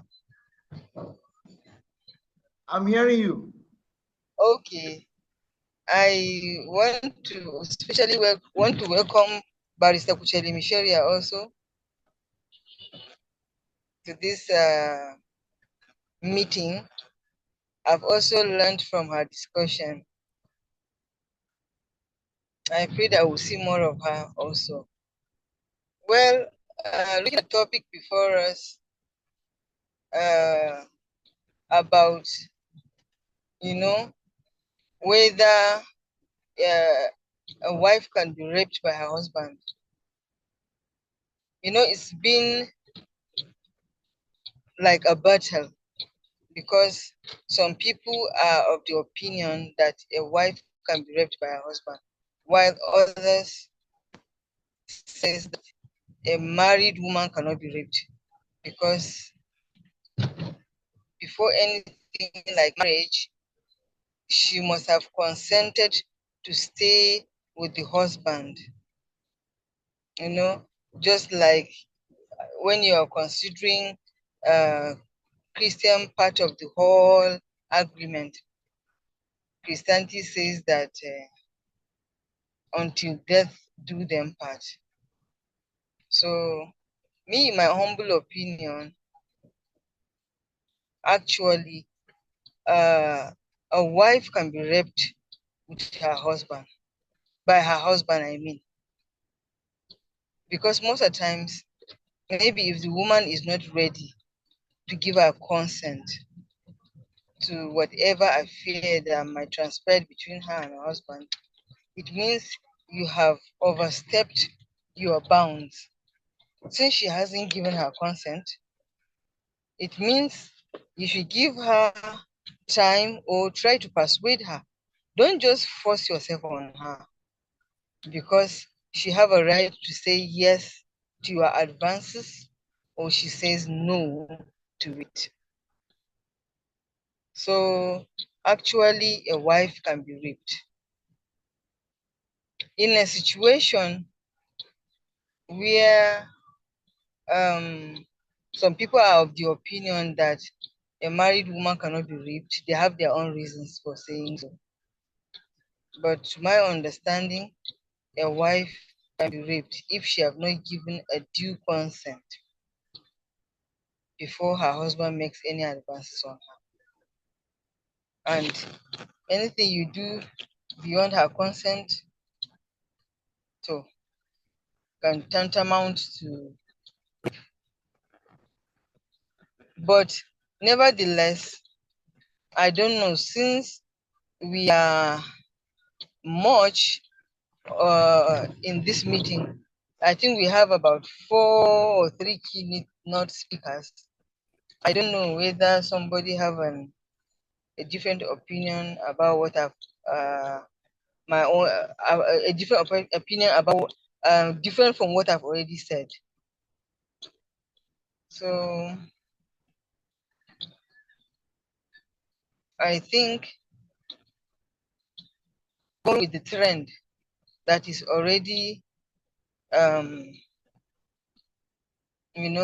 with what is already happening in our nation or in our country with regard to violence, rape is one of them. Because some men usually used to get drunk before forcing their wives in bed. Some of them are not actually drunk, but will like forcefully have her carnal knowledge without her being consented to. Some of them might even threaten to harm her if she didn't give herself. So all these circumstances tantamounts to gender-based violence, and it's a domestic one between a husband and a wife. I hope you're hearing me, sir. We can hear you, ma. What is the position of the law? What does the law You said? say? I hear your position. Your opinion is that a man can rape his wife. But what is the position of the law? In Islamic jurisprudence, can a man rape his wife? In Christendom, which says that woman, submit yourself to your husband. Yes. So is it not Eurocentric perspective or idea which is being incorporated into our own culture? Because we know that when you marry a woman legally, you pay her dowry and she has a conjugal responsibility. Right. So in that case, if you now have to say, okay, I'm tired today, I'm tired tomorrow, then are you not indirectly pushing the man outside to go and find his what's it called? Satisfaction by himself. So just give us what's the position of the law? That's what we want to look at. Or have you experienced such? But from Barbarita Chima is that we have not seen ladies coming out to say, okay, my husband raped me. Have you encountered such? Well, I have encountered few. Sir. And, if you leave religion aside and what our cultures and our traditions have said, if you say we are going to dive into culture and tradition, we wouldn't even bring the issue of gender-based violence, because our culture and our tradition and even our religion does not recognize rape as a gender-based violence in its entirety. Because if you look at it, they will say, some people will say, okay, that even if you force yourself on your wife, it's normal because she's married to you. That is what most people will say. That is, people that believe in tradition or people that believe in religion. As you rightly said, that women submit yourself to your husband, or this is right. Yes, submitting yourself to your husband is different, and making advances on your wife sexually without her consent is another different part of it altogether. So I feel, and I'm of the opinion that gender-based violence have just erupted as a new law that have to be incorporated, into our daily life, our daily livelihood these days, considering the fact that a lot of people are facing, gender-related violence, either women or children. So,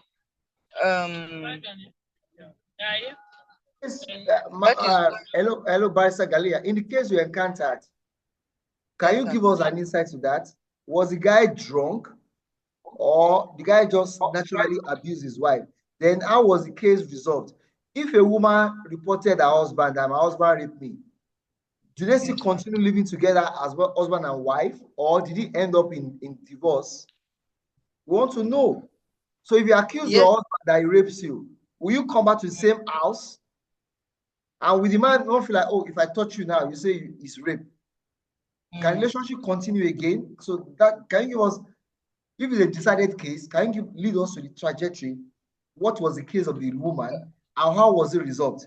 Was the man sentenced to prison or was he punished for raping his wife? Then when he was punished, what happened to the marriage? Well, sir, this one I encountered has not been resulted to anything like taking sometimes if I encountered, they will just the quorum will just go into the church. If you understand me, they will just kind of breaking. I know you're on the road. Okay. Your network is kind of breaking. Okay, I'm hearing you, sir. I'm hearing I'm saying you, sir. your network is kind of breaking. It's going and coming. I can hardly hear you. I want to actually get a grasp of what you're trying to say. That this particular case you mentioned, what happened? How was it resolved? Okay, are you hearing me now? Yes, I hear. It's better now. Yes, it's better now. Yes. Okay. So this case, what how I'm was it saying, resolved? Then I'll keep the floor open for contributions. Okay, how it was resolved is the pastor of the particular church wants to make the woman to understand that her body belongs to her husband, and she don't need to deny him of the right to make advances on her anytime, any day. But you know, as a woman, you have mood swings, sir. Sometimes you are not in the mood to like lay with your husband or something. You just want to be left alone. And at least if a woman tries to make her husband understand that she's not in the good mood to like continue with the advances he's making, he should understand. At least if you love your wife and she gives you excuses of not wanting to like have anything to do with you sexually at that mature time, maybe she's overstressed, maybe she's not in the mood generally, maybe she's tired, at least you should give her a listening ear. But it shouldn't make one to like forcefully gain entrance, by forcing himself on her. That is my own humble opinion. Okay. So when the pastor tried to make them understand this, he also tells the man that you should always give the wife a benefit of doubt. Since you know she married you, at least she loves you and she can do everything for you. But once she gives you excuse, you should be able to understand that okay, at least that you should like give her a benefit of doubt. Maybe when she's done with us, when she have come down with the stress is down, maybe she must have rested. You can come to her and you continue from where you stop. So I don't have left boss, but it has just like calling and like trying to like bring them back to that the way that they don't understand. But another one I have encountered was because the man always comes home drunk because he seems to be a drunkard. So whenever he comes, he beat the hell out of her and now, force his wife to like sleep with him by force. So at the long run, both people that have experienced or have come to contact with have not encountered anything like litigation, like maybe going to court and all that. You know, because I believe if any matter reaches the court, that is why even me as a lawyer, I don't pray to go to court for any reason. Because if any matter goes for litigation, goes to court, it means the relationship of those two people are at stake. After court ruling or after court judgment, whether it is for my own interest or the other party's interest, it means there will never going to be a good relationship again. So in my own part, when it comes to things like this, especially a woman-man relationship, they should not resort to anything like court. They should try to resolve it between maybe parents, her parents and his parents, or maybe between their pastors, or maybe between somebody, a third party that they well respect. You know, that is my humble opinion, sir. Submission. Your submission is actually African solution to African problem. Our courts are congested already. So don't carry your, and what people are looking at is the alternative dispute resolution. So don't go and carry your own, my husband raped me to court again. So from Barrister Galia, talk to your pastor or your parents, they can resolve it. So basically, yes, between man and woman.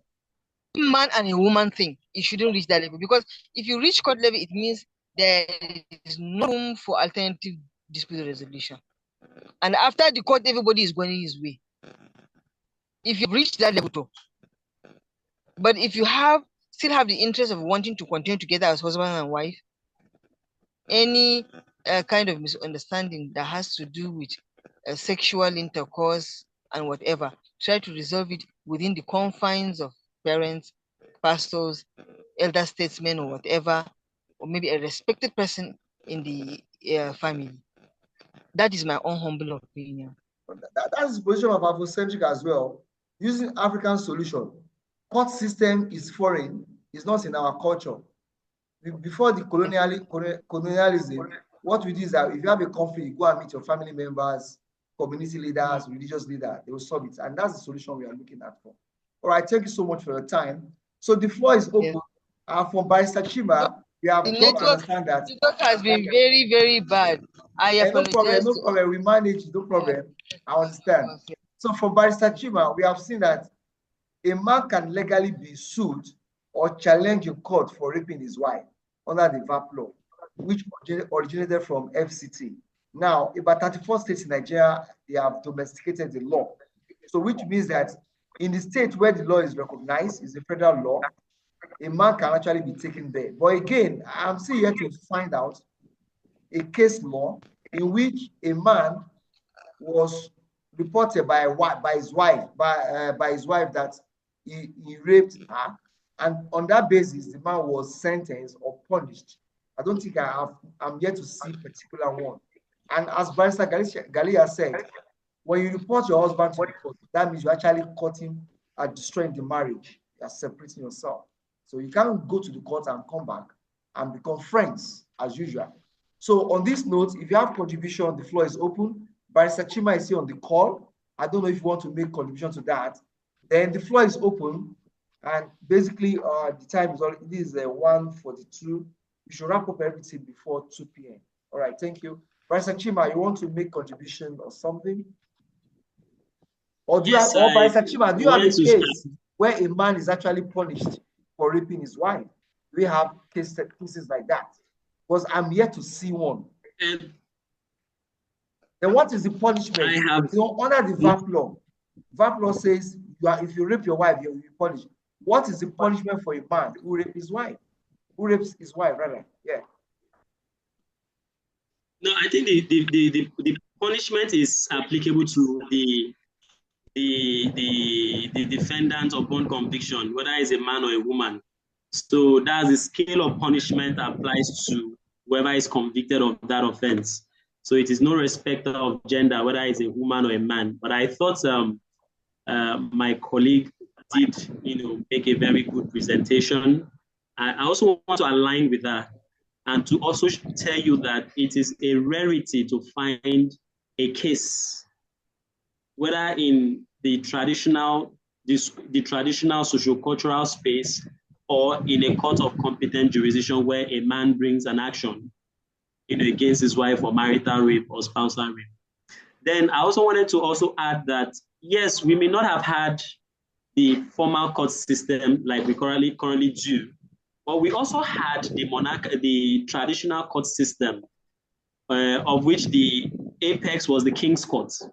And so the King's Court, that's where the king comes in to arbitrate, serving as an arbiter, over disputes, was an institution, a litigation institution that was recognized, by our culture, by our tradition, or in our society, in our African traditional societies.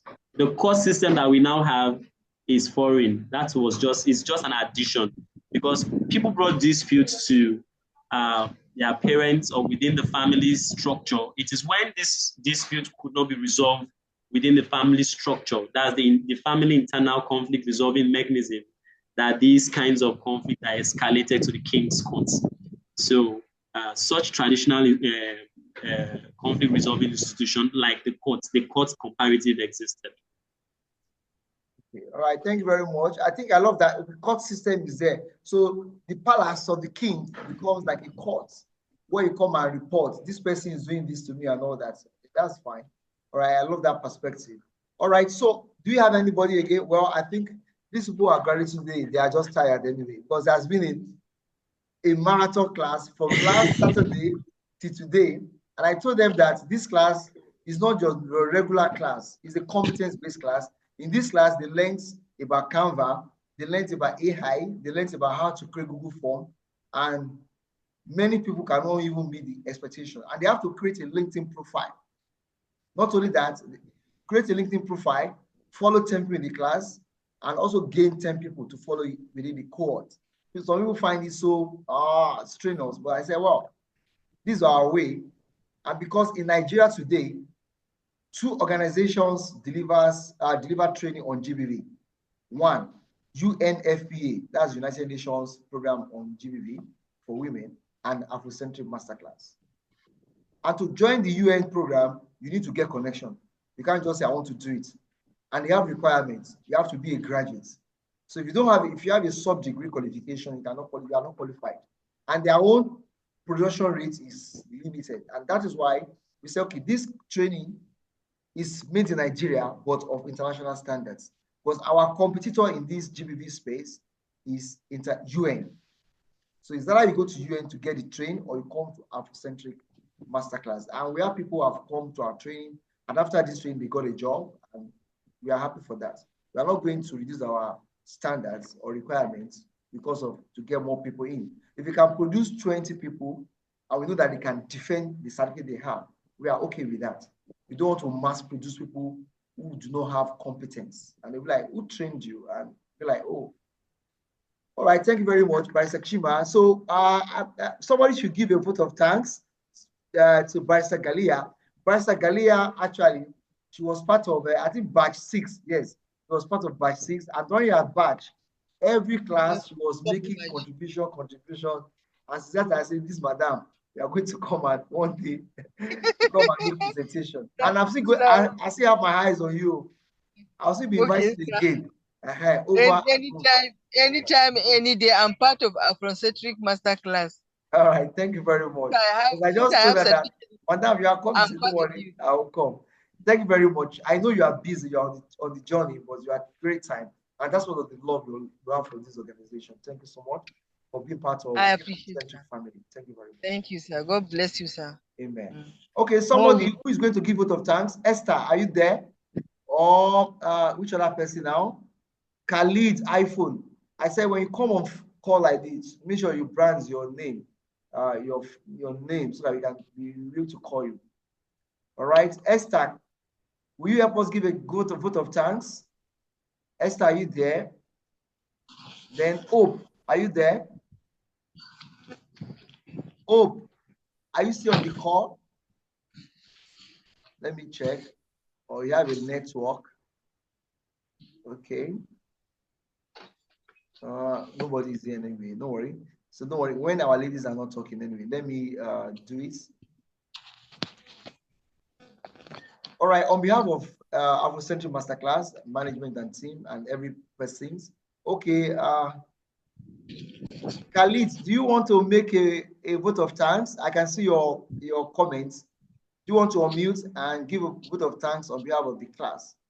Very interesting and thought-provoking topic with so many twists and turns. Thank you very much for that. Khalid. Okay. So, all right, go ahead. Introduce yourself and give a vote of thanks to Barrister Galia for such a brilliant presentation. Thank you so much. Okay. So, thank you. My name is Kopaya Adamu, and on behalf of the batch 12 of the Afrocentric Masterclass, would like to appreciate you, Barrister Ngalia Aliu, for your contributions and for your very interesting lecture on this topic. Like I had said, it has a lot of twists and turns. And also thank you to Elizabeth, Michelia, and Barrister Chima for their own presentation. It's been very helpful. I've been struggling with my network, but I couldn't just let go of it. I kept trying to connect with other devices. Thank you very much.